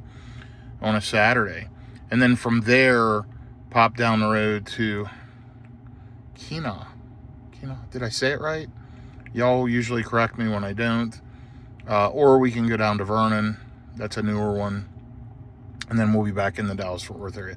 This is going to be an easy one tomorrow, but, you know, the thing is, I typically don't sit here with idle time and just charge. Because the hotel doesn't have charging, I'm throwing on some Iona juice, which is inexpensive, and I wanted to test, you know, how well it would charge. And once again, they just always have impressed me. Every single charging session has been amazing at Iona, guys. Try them out. They're all over the place. Unfortunately, they don't have an app. You have to go to their kind of website. You can find a recharger near you, use the map, zoom in. Kind of sucks, but they're out there and they're fantastic. Hopefully they get an app or some better integration or something. I know that some manufacturers have like a 20% discount already with Iona. I know that my Rivian and my EQS plug and charge. So I can almost assure you, I'm driving up here in the EQS back to Scottsdale from the Dallas-Fort Worth area here in a few weeks. I'll be charging here. Like, this is fantastic. This will rip the EQS to make that long distance stretch where there's, you know, some charging deserts. I'll be using, because I can't use a version 2 Tesla charger on it. So I'll be using some of these types of chargers. It'll be fantastic. Anyway, I'll be back with you here shortly. Thank you for following along. So if I leave at 67%, I can arrive to Amarillo running at highway speeds, 116 miles, with 11% left. No problem. Here's the thing. Sentry mode's going to suck up some juice tonight. So I really need to let this build a little buffer. I'm here. It's fine. I'm in no rush. I'm just picking up food and going back over to the hotel. So I'm just going to let my wife know I'm going to be another roughly 15 minutes. I'm going to let this thing juice up. It'll save us time in the morning. And we can hopefully beat that Dallas traffic I talked about. So, and I'm honestly just sitting here relaxing right now. So no big deal. I will report back here shortly as we get ready to take off from these Iona chargers. Been a good day overall. Really has. So at this point, been here exactly 30 minutes, put 96 kilowatt hours on. I'm sorry, put 65 kilowatt hours on, charging at 96 kilowatt hours. Just a terrible charging curve on the Tesla. The Iona chargers are spectacular. They're really, really good. I've been enjoying some Tesla theater, taking and clearing my mind before I go have dinner and unwind for the evening. It's been a crazy day. I did a lot of work, had a lot of phone calls, etc., and just been running hard. So it's nice to honestly just sit here and relax and breathe for a minute before I go back over to the hotel. We'll have dinner in the room and relax and go to sleep early, get up and take off. So I'm going to go back to enjoying my Tesla theater, but there's the stats for you if you want to see them for the day. And the overall truck stats. We'll be out of here in just a few minutes, but yeah, that's pathetic, to be honest. To take 30 minutes to go from 19% to like 73%, it's terrible. Now, it has decent charging low in the pack, but so do most vehicles. The thing is, if I can arrive somewhere with 10 to 20%, charge up to 50 and just charger hop, this thing's nice. But you shouldn't have to do that. It should charge way better. That's my biggest thing. And again, if they sold a version of this with faster charging, better battery, whatever, a better energy density, just better charging curve, I'd buy it in a heartbeat. Until then, I'm probably going to hang on to this one for a while. I do really like the vehicle, just disappointed in the charging. Really, really would like to have a Lucid Gravity. I wish they'd get their stuff worked out, because what an amazing charging vehicle that thing is. I'd love to have one of those. I'd have been done, 20 minutes ago and had enough juice to go beyond Amarillo. It's ridiculous how fast and good those are. But they've got a lot of company issues for the future viability of the company. Also a lot of fit and finish issues that I've noticed when I've test drove them. And just not there yet. Maybe in the future. Anyway, I'll be back with you here shortly. Well, it's not been shortly, but it has been 32 minutes now. I'm almost done. I'm up to 76%. And you'll see I arrive with 20%. I got plenty to go to Amarillo. I'm going to let it finish. I'm going to let it go to 80. I want to see how long it takes. I've already been here 32 minutes. What's a few more minutes? It's saying 5, but it doesn't count down. It just sits at 5 and then drops to nothing. So let's let it go. Again, we started and then plugged in at 28, at 18 past, 7:18 we plugged in. So let's see how long it takes to go from 19% to 80%. Be right back. So it just switched to night mode. We got the little alert here saying, hey, battery almost full, charging at the expected rate for the present energy level. Expect charge rate to slow as battery approaches maximum charge level. So it's basically saying it's slowed down. Yeah, it's been slowed down. It's pulling 85 kilowatts, sitting at 78%, almost done. We are currently 34 minutes in. And up to 79. So it's going to pop off and stop any minute. Got plenty of buffer for the morning. Even if this thing sucks down 10% on Century, even if the battery's cooled in the morning, we should be good to go. I should be able to hit those chargers in Amarillo. I may stop in Vega anyway. Doesn't matter. That's my choice. I put the juice on. I did the test, did the experiment. We're going to see how much this charging session costs us versus doing the free EV Go, which would have taken about the same amount of time. I just wanted to test to see, is it a truck issue? Is it an EV Go issue? And of course it's an EV Go issue. They just don't have enough power to those dispensers. They're power limited. And I've proved that multiple times today. And a bad experience at Rivian charging too. I did put my Tesla CCS to NACS adapter in the sub trunk, and I'll keep it as my backup. I am going to use my EV base Cybertruck charging adapter as my primary. That's the best one I've got, so definitely going to use that as my primary. Check out evbase.com and use ByTesla to order any of your adapters. Those people are fantastic. They've been great to deal with for me, and I appreciate their products and really like what we've got going on there. So obviously I got plenty of buffer. I'm going to punch the restaurant in because as soon as I unplug, that's what we're doing. Okay, charging complete, and let's take a look and see what this session cost us. It just went white. You can see that. if we can get it unplugged.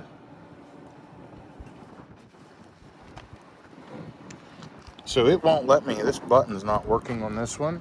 But anyway, here's the total cost, $16.72 for 77 kilowatt hours. Very, very reasonable. Let me go ahead and hit unlock charging port so we can get out of here. Because I knew that handle wasn't working right. That's the first problem I've seen yet at an Iona. But hey, it happens. I've seen it at others. Now it's white. We can remove it. Thank you, Iona. Good job. Thank you, Tesla. Good job. Let's get out of here. Have a good night, everyone. I'll be back in the AM. Okay, here I am at the Fairfield Inn in Tucumcari, New Mexico. Leaving out at 5:14 a.m. 60 degrees. Very, very cold. Got the GM Energy Pilot Flying J EV Go chargers right there. If you recall, we charged up to 80% last night. I just turned on climate control. Let's take a look. We're at 79, so I only lost 1%, so that is excellent. Taking a look at the trip starting out today. 585 miles, 419 watt hours per mile. We're going to tell it to navigate us home. So yeah, it shows 64 degrees here according to the truck. Feels pleasant enough. I am going to want to go in here and turn outlets on. There we go. That'll keep my refrigerator up and running. Let's see what it's set at. We want to set it up to 38. Got cold waters in there. Should be ready to go. Let's check out.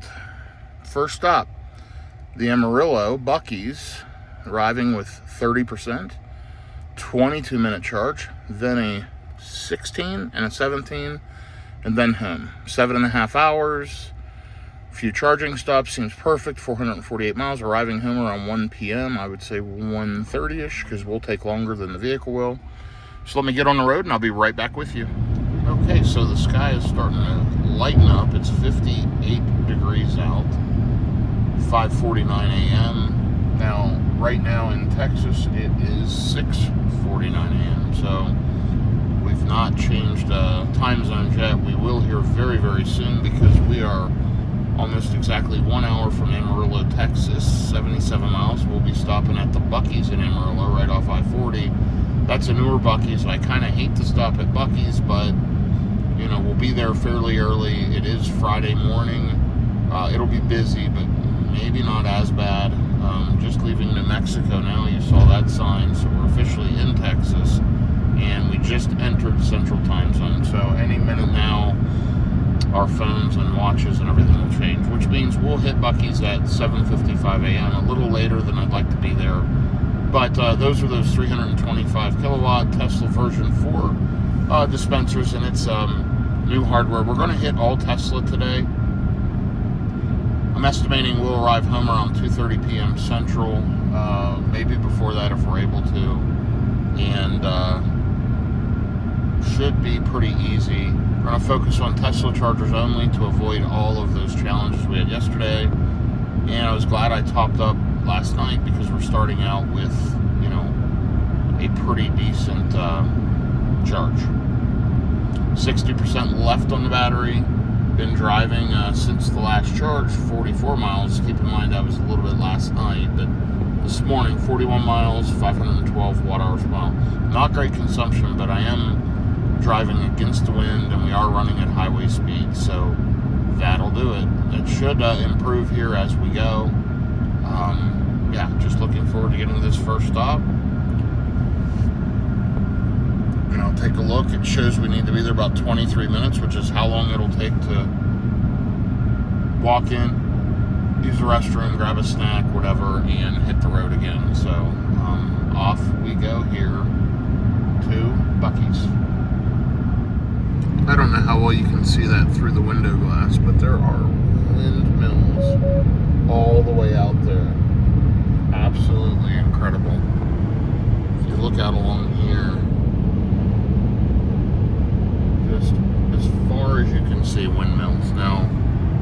Recently they're saying, people are saying they don't work. They cost more to make than what they put out. I have no idea. But they are everywhere here. I mean, just hundreds and hundreds of them as far as the eye can see. So I hope they're doing some good, but I have no idea how that works. Still showing 6:05 a.m. in the car, but my watch changed and it's showing 7:05, so we are on Central Time. Arriving in Amarillo in just under an hour, 49 minutes, 56 miles, making quick work of it. 27% state of charge upon arrival. And we've been driving about 61 miles, 524 watt-hours per mile, 48 minutes. It's warmed up a little bit at 60 degrees. Really, really cold compared to what we were used to the last few days in Scottsdale, Arizona. I do have 51% on the battery, and I am almost there. So looking forward to getting to this stop. Stretching my legs, believe it or not, because we really just got up this morning, got ready, and took off. Didn't waste any time. So yeah, I really need to stretch, grab a cold refreshment, maybe a breakfast burrito or something, and get back on the road. So I imagine it'll be a fairly quick stop at Buc-ee's, and we'll see how it goes, but we'll be there before you know it.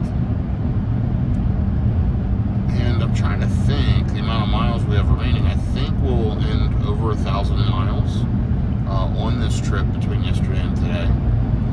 And just looking forward to getting back home and back into my home office and be there for a few days before I need to head out on the next trip. Yeah, I'm hopeful I can make it there by 2, but I think realistically probably 2:30. We'll see how that goes. So the battery definitely got cold overnight, and you can see at 45 miles out, 46 from the charger actually, we're already preconditioning the battery for fast charging. See that up there? So what that means is it's heating or cooling the battery pack, in this case heating the battery pack to the proper temperature to accept the fastest charging possible. And Tesla does a great job at that. The one negative is we don't have a manual preconditioning button. What if I'm going to a different charger that doesn't appear on the map? What if I just want to precondition it and stop and charge whenever I want to charge? It forces route compliance, and I get the logic behind it, but there should just simply be a manual preconditioning. Yes, there's aftermarket components that you can add that will allow you to manually precondition, but I don't want to have to use aftermarket components.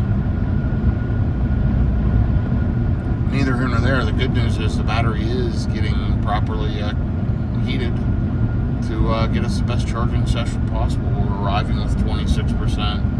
Not getting great efficiency, but again, we're running highway speeds, a lot of high wind, not the best conditions for sure. And we're at 534 watt-hours per mile, 72 miles on the drive.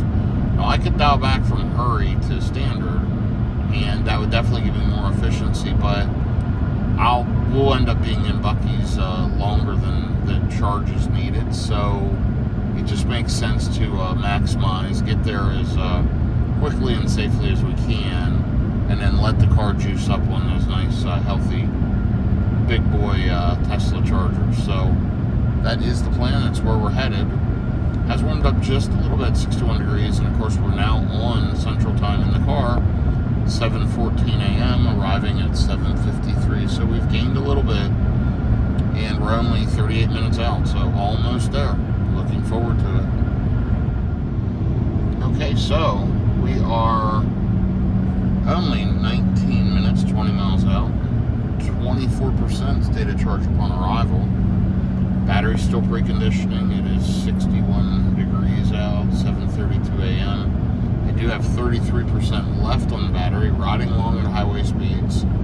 Driven 96 miles in an hour and 15 minutes, 544 watt-hours per mile. Yes, we are burning through the electrons, but again, we're riding along at highway speeds. You see there it says gusty winds area. I mean, a lot of wind this morning. Very overcast. It looked like it was going to rain for a while, and it hasn't, but just I don't know how to explain. It just poor environmental conditions with the high wind and, of course, the highway speeds, but that's okay. You know, we're getting to this first stop. It's preconditioning. We're going to be there a bit, stretch our legs, use the facilities, grab a snack, whatever, and kind of go from there. Next stop will be Iona, Texas, and then Henrietta. And I'm probably just going to stick with this charging plan. Seems about right to me. We'll look at it, but I am not going to experiment today. At least that's my plan. I'm going to stick with Tesla and just get there. So that's the mission. We will see how it goes, and I'll check back in with you here in just a few minutes as we get to this Buc-ee's charger. And let's take a look. It's just right off the exit here, which is great. And I've got a home ETA arrival right now of 2:10. We'll see how we can do with that. And by the way, you can drag this. Anytime an alert pops over here, it'll move this over here. Of course, it's a bigger rear view mirror. The problem is there is no rear view mirror. I had a digital one. I really liked it, but I kept having issues with it. I had issue after issue after issue, and I ended up having it removed, put the regular mirror back in, and I'm just using the screen again, which is disappointing. I wish Tesla integrated a digital rear view mirror in the Cybertruck. Anyhow, I'll be back with you here in just a bit. Okay, so we are almost there. 5 minutes, 4.6 miles. Arriving with an estimated state of charge of 25%. We're at 27% currently. Efficiency is slightly improving as we've gotten into the city of Amarillo. We're driving around it now, and 62 degrees out. It is cold. Looks like we're going to arrive around 7:50 a.m. I'm sure Buc-ee's will be busy. Hopefully it's not crazy busy. We have driven 112 miles on this leg, so add 4 miles to that, 116 miles, 525 watt-hours per mile. We'll be over 700 miles on our DFW trip for 36 overall. And then lifetime on the vehicle, 30,706 miles, 426 watt-hours per mile. Been a good starting leg this morning. Been driving for an hour and a half. Made a better time than I thought we would. This is typically closer to a 2-hour stretch. Traffic was very light. I'm glad we left early in the morning.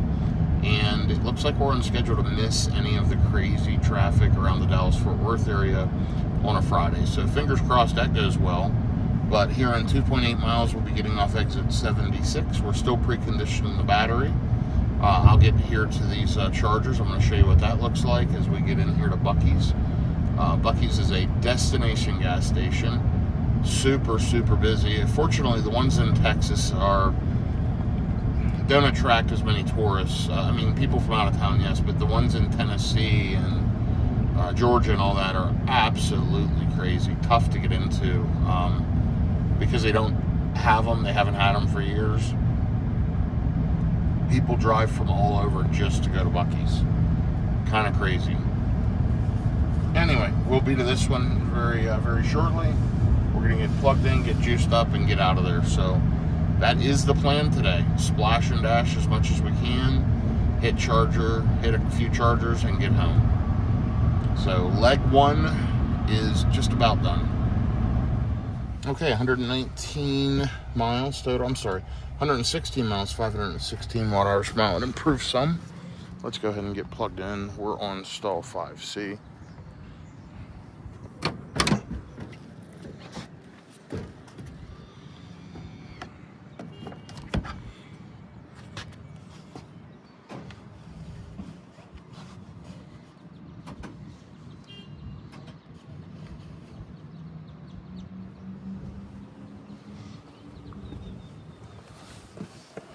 And just like that, we're charging within a matter of seconds. Let's see what we ramp up to, and then we're gonna go use Buc-ee's. Let me put this in dog mode. There we go. Notice versus Iona, it slowly ramps. And by the way, over at the Flying J, you ought to be able to see it right over here, right past that pickup truck.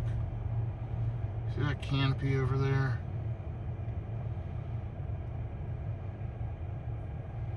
Right there is the GM Energy EV Go.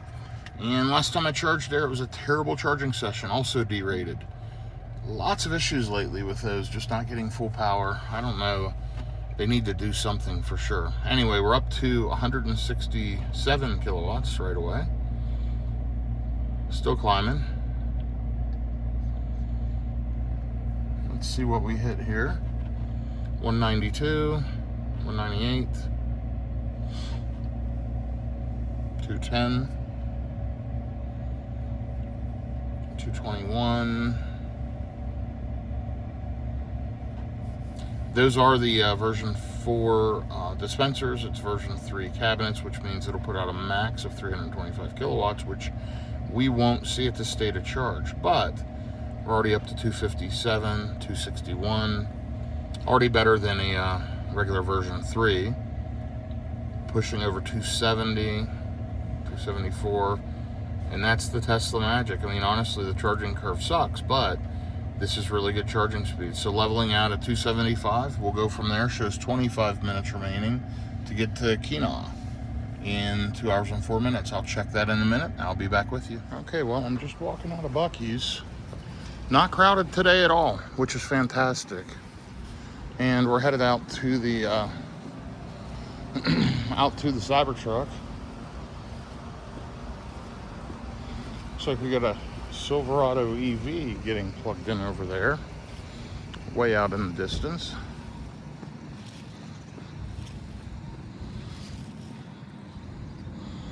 Either plugged in or just sitting at the charger, can't tell. Oh yeah, they're plugged in.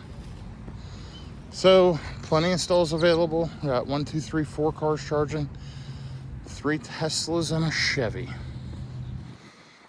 Should be about ready to go. All I did was use the facilities and grab a little breakfast. We'll be back on the road in just a second. Cybertruck will definitely need a bath.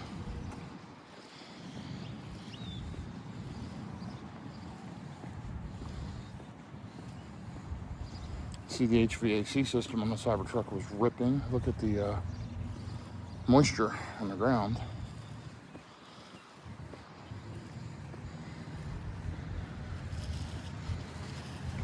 Okay, let's check it out.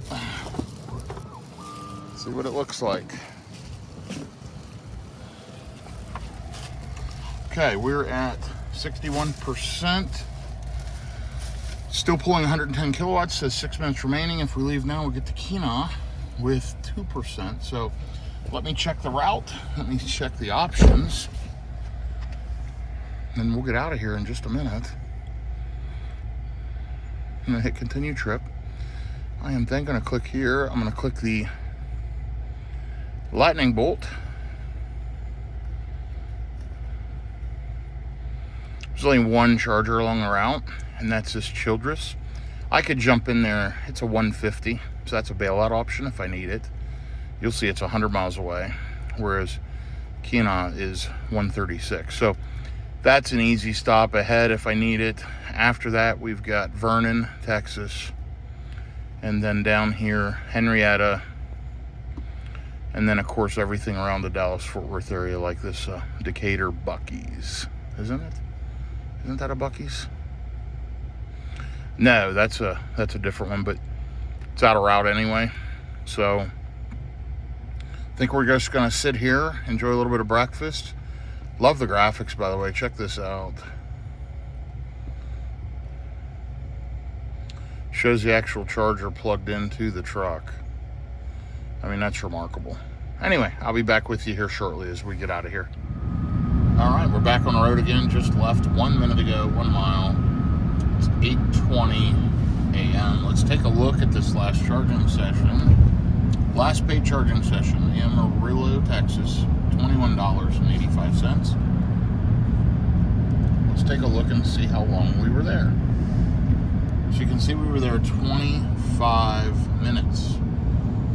Took probably an extra 3 to 5 minutes unnecessarily because we were eating and just getting organized, and we left as soon as we were ready. Let me shut off my wiper off. So yeah, I could have got out of there in closer to 20 minutes, but you know, going to arrive with I think around 15%, so yeah, 14% to quinoa. And hopefully I'm pronouncing that right. Y'all have corrected me. Almost sure that that's the correct pronunciation. But I should arrive there in just like 2 hours, around 10:20 a.m. So let's see how that goes. We're just going to ride along at highway speeds. We do have a bailout option if we need it. The reason it needs so much juice to go 133 miles is high wind, potential weather. This is an inefficient stretch from experience, and usually I have to put in a little bit of a deeper charge. The problem is there's no chargers basically for 100 miles along this stretch. From here all the way to that charger that's about 30 miles before that I showed you earlier, that's it. So if we need to bail out there, we can throw a little bit of juice on, but for now, we are going to ride and attempt to make it to Keno, which should be just fine. I'm going to sit back, relax, enjoy the ride as FSD drives me. Let's take a look at our FSD stats today, because we have been self-driving other than backing into chargers, or not backing into chargers, but manually choosing a different charger, for example. We're at the 84%, 10,000 miles since 14.2, and 8,400 of those miles all self-driving miles. Okay, I'll be back with you in a little bit. Here's the nice thing, for whatever it's worth. I mean, it is literally 132 miles right off this road. It's right up here on the right. It's at a Scenic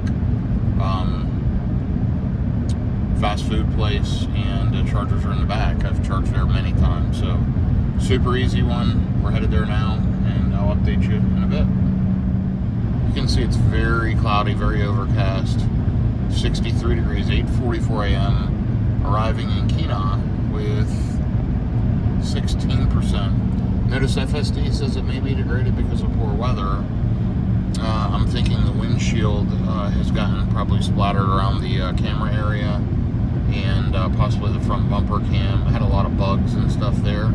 So when I stop, I need to try to remember to wipe those cameras off. But it could just be the poor visibility, because it is very, very cloudy and overcast. But that's unusual, you know, to get that message. It could be due to that error I showed you with the front camera, front fascia camera. Maybe that's causing an issue. Either way, I am going to get it here to the next stop, 106 miles in about an hour and a half. So making very good progress. We're 731 miles into the trip, and ETA should be hopefully right around 2 p.m. We'll see how it goes. I'll be back with you shortly.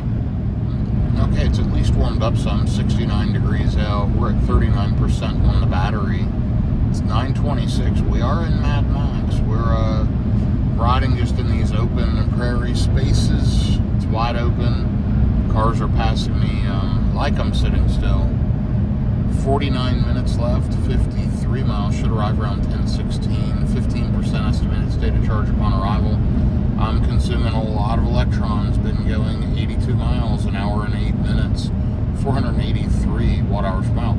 784 miles total on the return trip to DFW. 440 overall. Not overly concerned about the consumption. It's not the best, but decent overall given the speeds and the wind and everything else. Of course, it's still overcast. No rain yet. Should charge roughly 15 minutes in Kena, and then head on to that next charger just a bit down the road. So getting closer and closer. I think at this point, if I recall, it's about a 100-mile hop. I think from Kena to that next charger is maybe 100, and then from that charger to my house maybe another 100. So maybe 15 minutes or so at each stop, and we're good to go. I can arrive home pretty much dead because I have 48 amp level 2 Tesla wall chargers, and I'll just throw this thing on the charger and let it juice up while we relax. So yeah, making good progress, nearly there. Like I said, just a little over 45 minutes to the next stop. I'll see you shortly. Okay, well, I'm here at the Sonic. The truck's been charging for about 15 minutes right off this busy road. And I didn't get a chance to show you as I was plugging in. There was another Cybertruck here. We've got a Chevy Equinox in white over there charging beside me.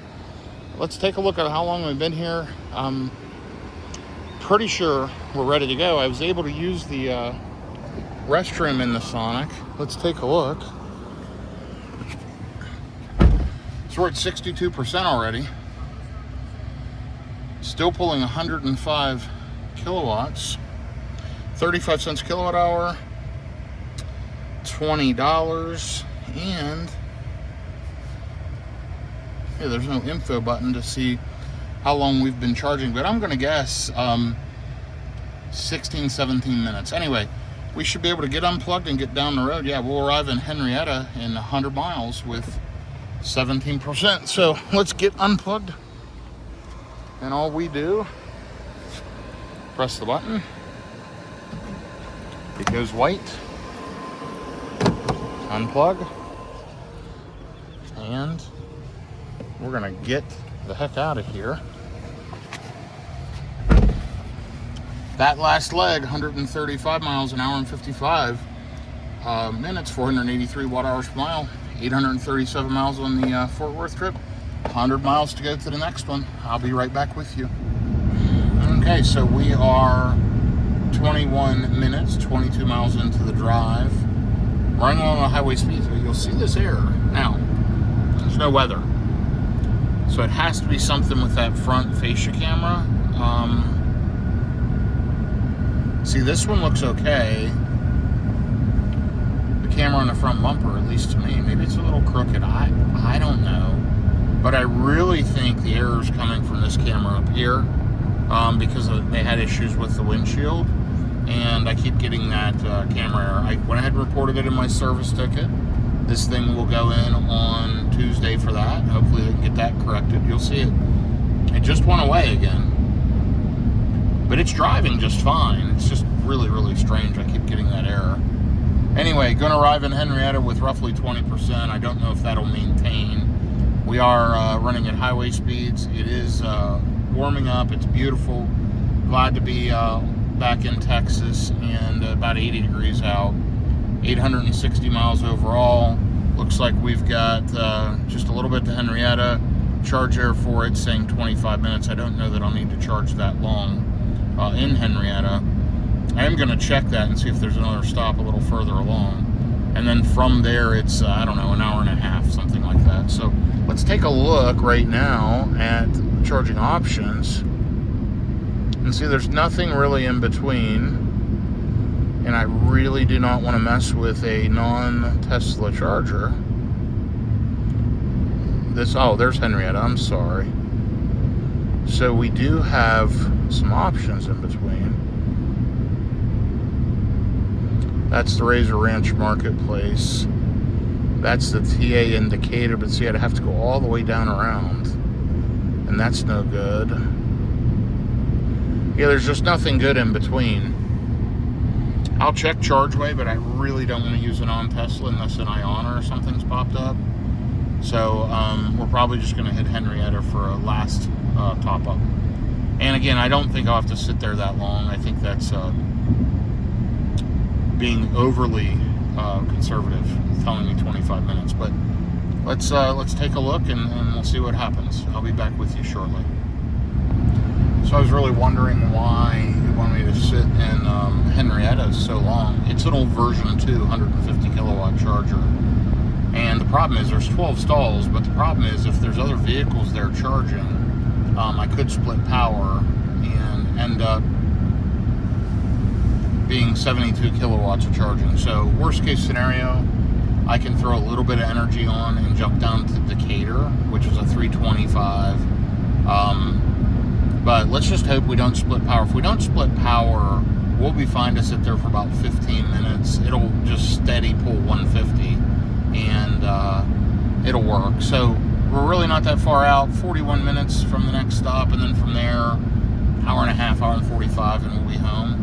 I'm just hoping I can get decent power at this at this charger. We'll see what happens, but there are no other real options down along here other than to hit Decatur. Right now, if I go to Decatur, I'm minus 3%. I could make it if I slowed down the speed some and let it build a buffer up, but I'm going to go ahead and keep rolling. I'm going to hit Henrietta, throw some juice in, and then kind of go from there, and we'll see what happens. So more details to follow. Let's take a look here. 45 minutes, 55 miles, 495 watt-hours per mile, and on the trip overall, 892 miles, 446 watt-hours per mile. Doing good overall, enjoying the trip. It's a beautiful day. Looking forward to getting back home. Only a couple hours now. It's time is clicking away. Okay, we're almost here to Decatur. 6 minutes. Again, it's a V2 150. Let's take a look at it. 8 stalls still showing available. Keep our fingers crossed. Nothing showing out of service. I have charged here before, quite a few times, and hopefully we can get full power. We'll see how it goes. Let's take a look at our stats. We're almost up to 31,000 miles, and you just saw me turn 30,000. We're at 485 watt-hours per mile, 94 miles on this leg, an hour and 17 minutes. Been making really good time. On track to get home shortly after 2 p.m. All depends on this charging session. We'll see how this goes. Hopefully we can get in there, get full power, and get out of there fairly quickly. If not, I think the backup plan is to jump down to Decatur. So, it's funny, FSD keeps jumping over to the right, going to pass cars. We'll put it up in Mad Max.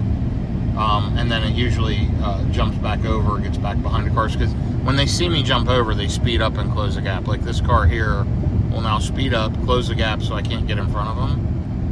It's so funny how human drivers operate. Whereas if this was all, AI driving, there would be accurate spacing, vehicles would flow together. It would just change the whole flow of vehicle patterns. Like everything changes when it's all AI driving. Really interesting to just watch it. And I've been using FSD the whole time. By the way, we haven't checked our stats for a while. Let's do that. Self-driving, still 84%. Let's check software. Any updates? We're on the latest software as of today. 2.2 miles. I'll be right back with you as we get off the exit. 11:54 a.m., 79 degrees. Okay, we just got off the exit. We were on 287 south, and we're going to go up here and cross over to get to the charger.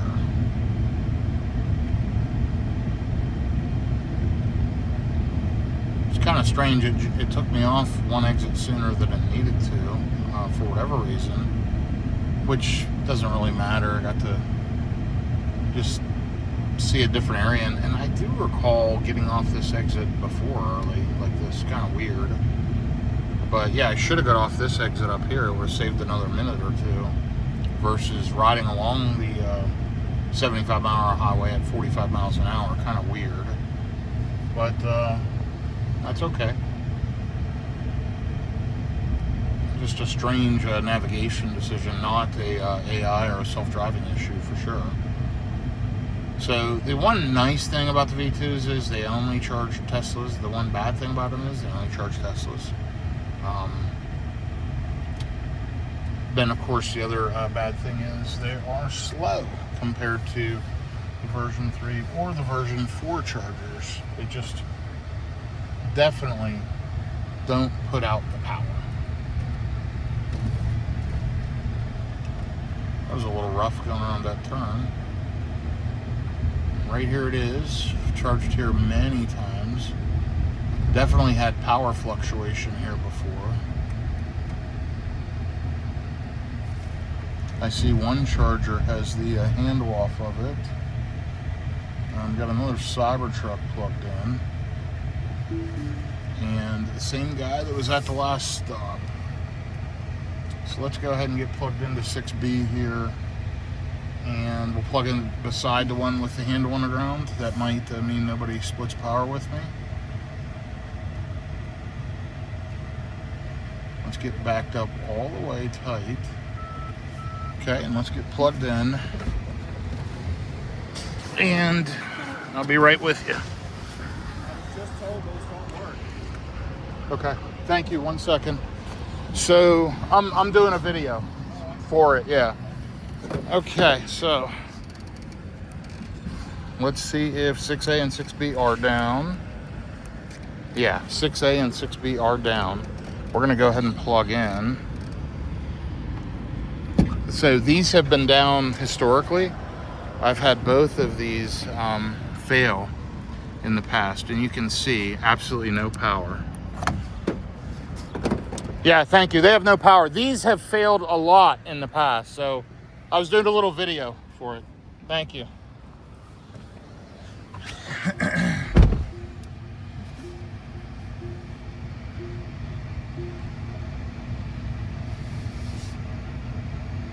So let's see, he's on 4.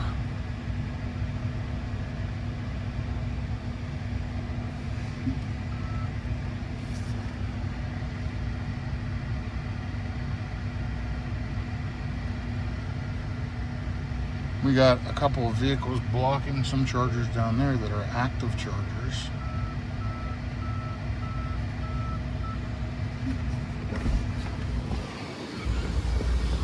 So let's try this one.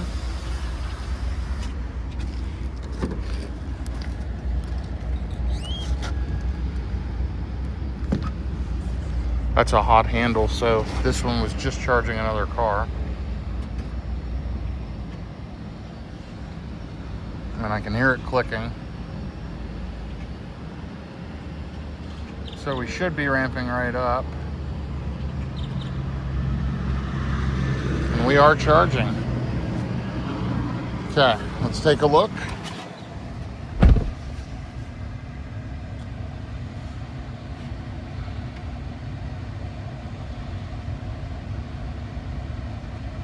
Yeah, this charger's given me plenty of issues in the past. This is just not the best one.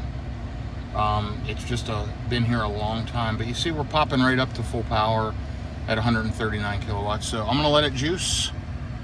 I'm gonna turn on dog mode, and I'll be back with you here shortly. That last leg, 99.5 miles, 477 watt hours per mile. Be back momentarily. Charge rate limited by charging station.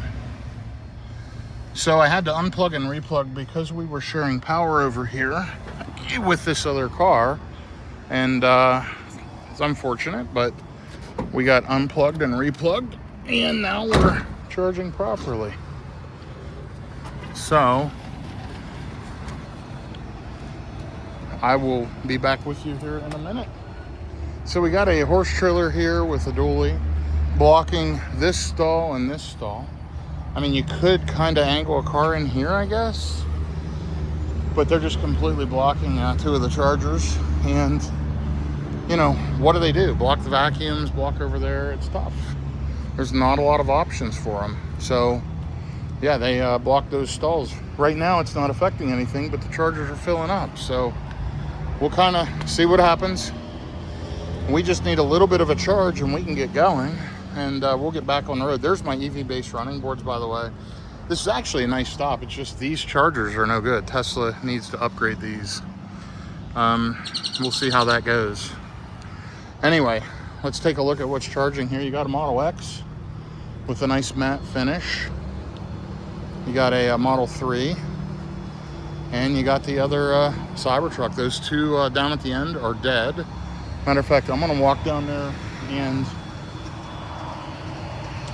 drop the charging cable off of the charger so people know they're dead.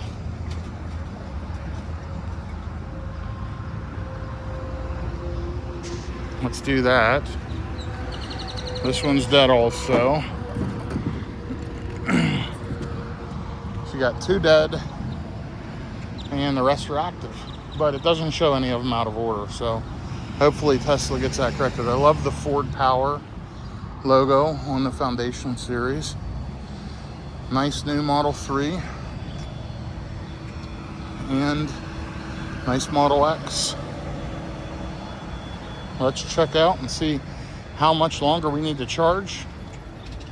And then I need to go ahead and run in and use the restroom.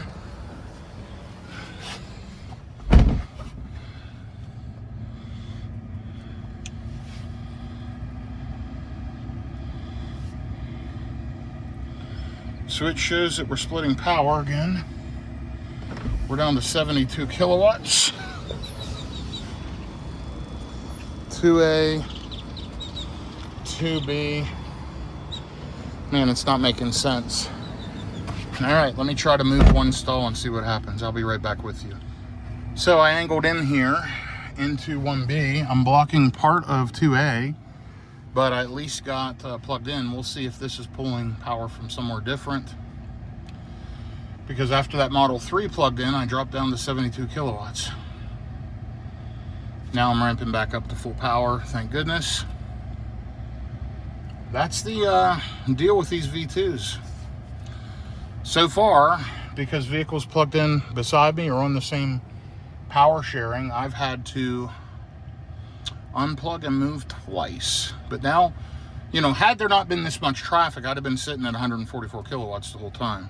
Of course, that is the, you know, charge rate limited situation. So I think I'm going to run in and use the restroom real quick. I've got it in dog mode. And I'll be back with you in a minute. 3 charging sessions here though, so I can't tell you what it costs. What I can tell you is it's 37 cents a kilowatt hour. And I'm up to 37%, and I've spent way too much time here messing around. This is why we try to stay away from version 2 chargers. So I'll be back with you momentarily. So here you go. This gives you a pretty good view and a pretty good perspective of the 2 trailers blocking the chargers and where I've got the Cybertruck. So it is what it is. You got the motorcycle gangs pulling in, and welcome to Decatur, Texas. So let's take a look and see where we're at and if we're ready to go. Almost. We are getting full power. We've got 90 miles to go. I'm going to leave it charged just for another couple minutes since we are pulling full power, and we'll get out of here very, very shortly. Interesting charging stop. I had to move multiple times. We'll be on the way in just a moment. So notice we're still pulling 145 kilowatts at 48%. It just holds that rock solid. So if you get to one of these and they're available, it's fine. You can pull 150 kilowatt all the way from about 0 up to 50 or so percent. But you saw the problem I ran into, multiple moves. Now here's the good news, it was Tesla, so those 2 moves combined cost me maybe a minute and a half. Not a huge deal. Frustrating nonetheless. And then you have the block stalls with the horse trailers. So we're good to go. We've got 90 miles to go. I just wanted to see if it drops off at 50%, because you can see it's just holding 145, 146 steady. And there we are at 50%, still pulling 145. So the drop is a little bit later, but closer to 60%. Anyway, I'll arrive home with 16%. We're good to go. Let's take a look at what this charging stop cost us. $6.96 plus, you know, probably $2 or $3 on the other ones. So less than 10 bucks. We're filled up. Let's get unplugged and let's get on the road and get home. Press that, pull the plug, put it back in the dock, and we are out of here. Okay, I'll be back with you in a minute. So the lady that pulled in the Model X didn't know that she was splitting power. She didn't understand how those work, as most people don't. And the car on the end where I ended up charging was pulled in crooked, blocking 2 stalls intentionally, so no one tried to share power, which I get it. Tesla just needs to upgrade these V2 sites. People don't understand them. They cause frustration and complication. Non-Teslas cannot charge at them. I wish they would just get rid of the V2s and just upgrade them all. They have the bandwidth and the revenue and the ability to do that, and that would be a great thing. Even if they just threw V4 dispensers in with some of the old hardware, so be it. Anyway, we are an hour and 34 minutes, 88 miles. We're running along at highway speeds, and 15% estimated state of charge upon arrival. Not worried about it, not worried about efficiency. Just looking forward to getting home, and we'll plug in at home and let this thing juice the rest of the way up. So for now, we're going to ride along in comfort. Love the Cybertruck. The other fellow Cybertruck folks were going from Denver, Colorado to the Fort Worth, Texas area, and they plugged in right before me, but they were able to sit on the entire stall the whole time and didn't share power, so they really lucked out. I don't know that they understood that, but they're enjoying their Cybertruck for sure.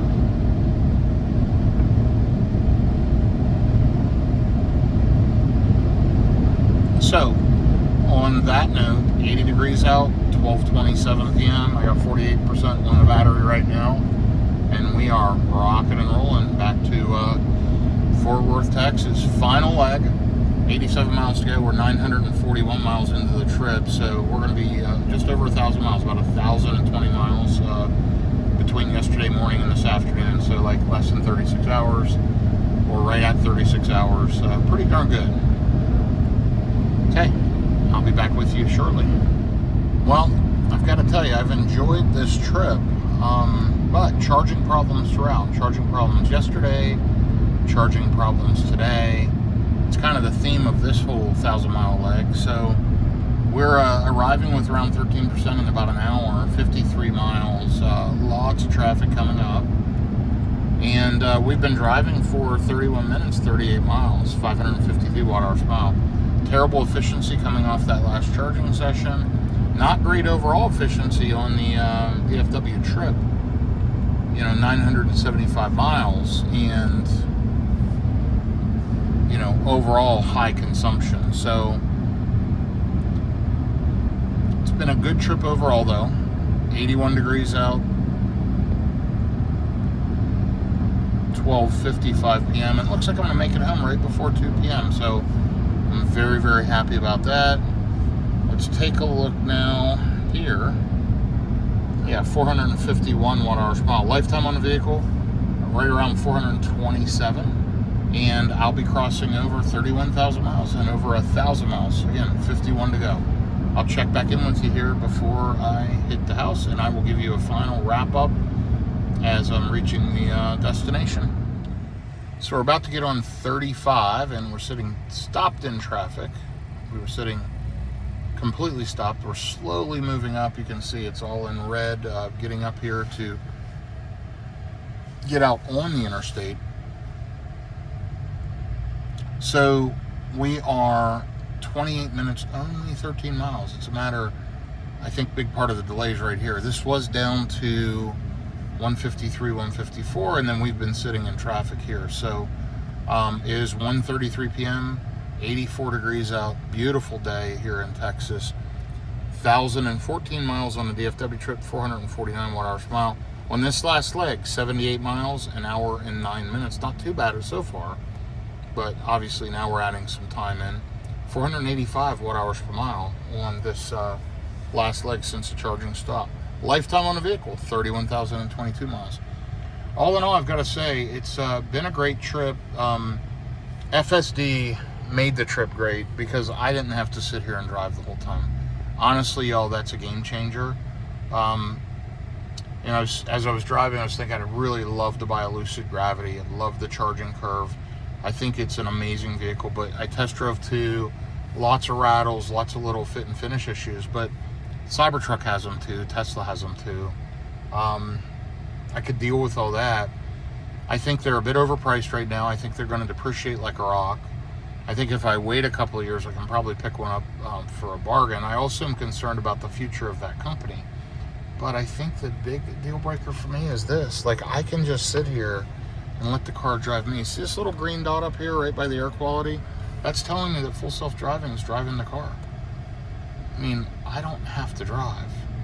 That's a game changer, folks. So, yeah, traffic's terrible up here on 35.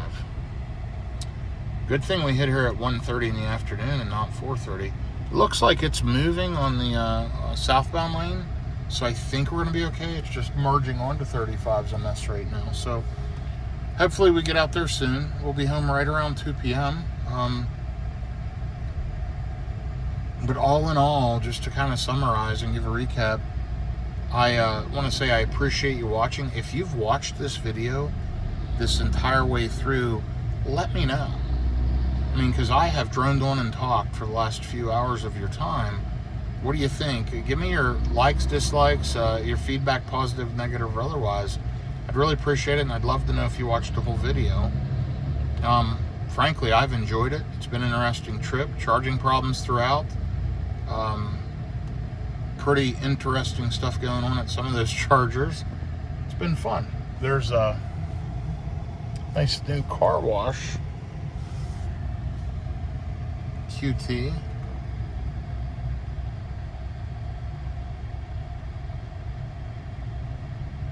Not much I can do here to let these people out. I mean, this Suburban, just Yukon, I mean, just completely cut everybody off, blocked these vehicles. So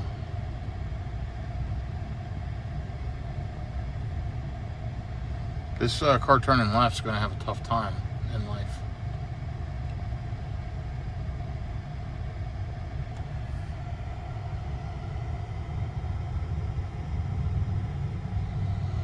Notice how FSD stopped and let that car go versus this guy in this GMC Yukon cut in and blocked him. So nice job, FSD. But hey, the car got out.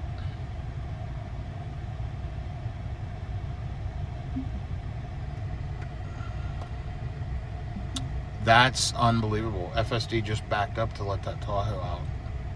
I can't believe it just did that. Wow, that's really, really cool.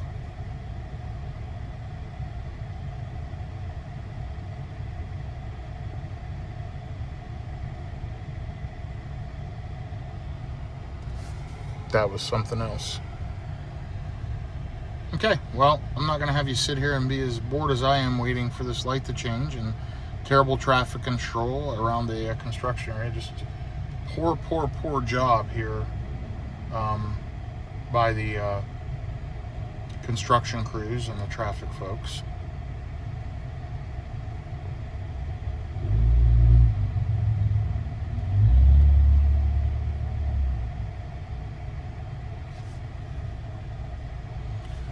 I am going to have you stay along for a minute. It looks like the light's changing and people are going ultra slow. Let's see what happens.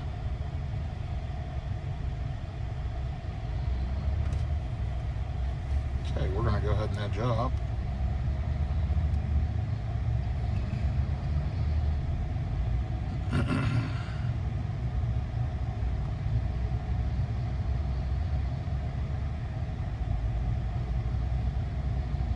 So I don't understand why every vehicle is going at a snail's pace. I mean, that's ridiculous.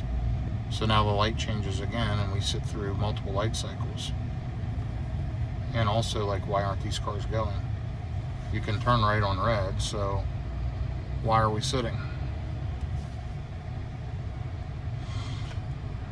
Okay, well, there's a little bit of frustration, obviously. As you get into the final 20-30 minutes, it always seems to be something like this in my travels. You can drive 1,000 miles and it's free and clear, and then you get around this stuff and it's kind of crazy. Anyway, we'll be there shortly. I'll update you as we get closer to the house. Almost there. Okay, so we made it. We are back in the Flower Mound, Texas area. Just about to pull into home. Knocked a couple of minutes off, 1:58 p.m. Keep in mind, we were stuck in that traffic for about 10 minutes. Then we got stuck behind a truck with a tarp that looked like it was going to come off, doing 35 and a 55 for quite a few miles. But guess what? Now we're half a mile from home. That was a nice matte blue wrap on that Mustang. Might have been a blue Mustang with just matte PPF. Anyway, let's do a stat finalization and we're done with this video. Thanks for following along. 1,027 miles, 449 watt-hours per mile. 90 miles on this last leg, 473 watt-hours per mile. Not the best efficiency in the world, but guess what? We made pretty good time. Arriving home at 1:58, 85 degrees out. It's a beautiful day. Glad to be back in the Dallas-Fort Worth area, and many more videos to come. So if you enjoy these long road trip videos, watch my posts because more are coming soon. Be safe out there, everyone, and again, thanks for following along.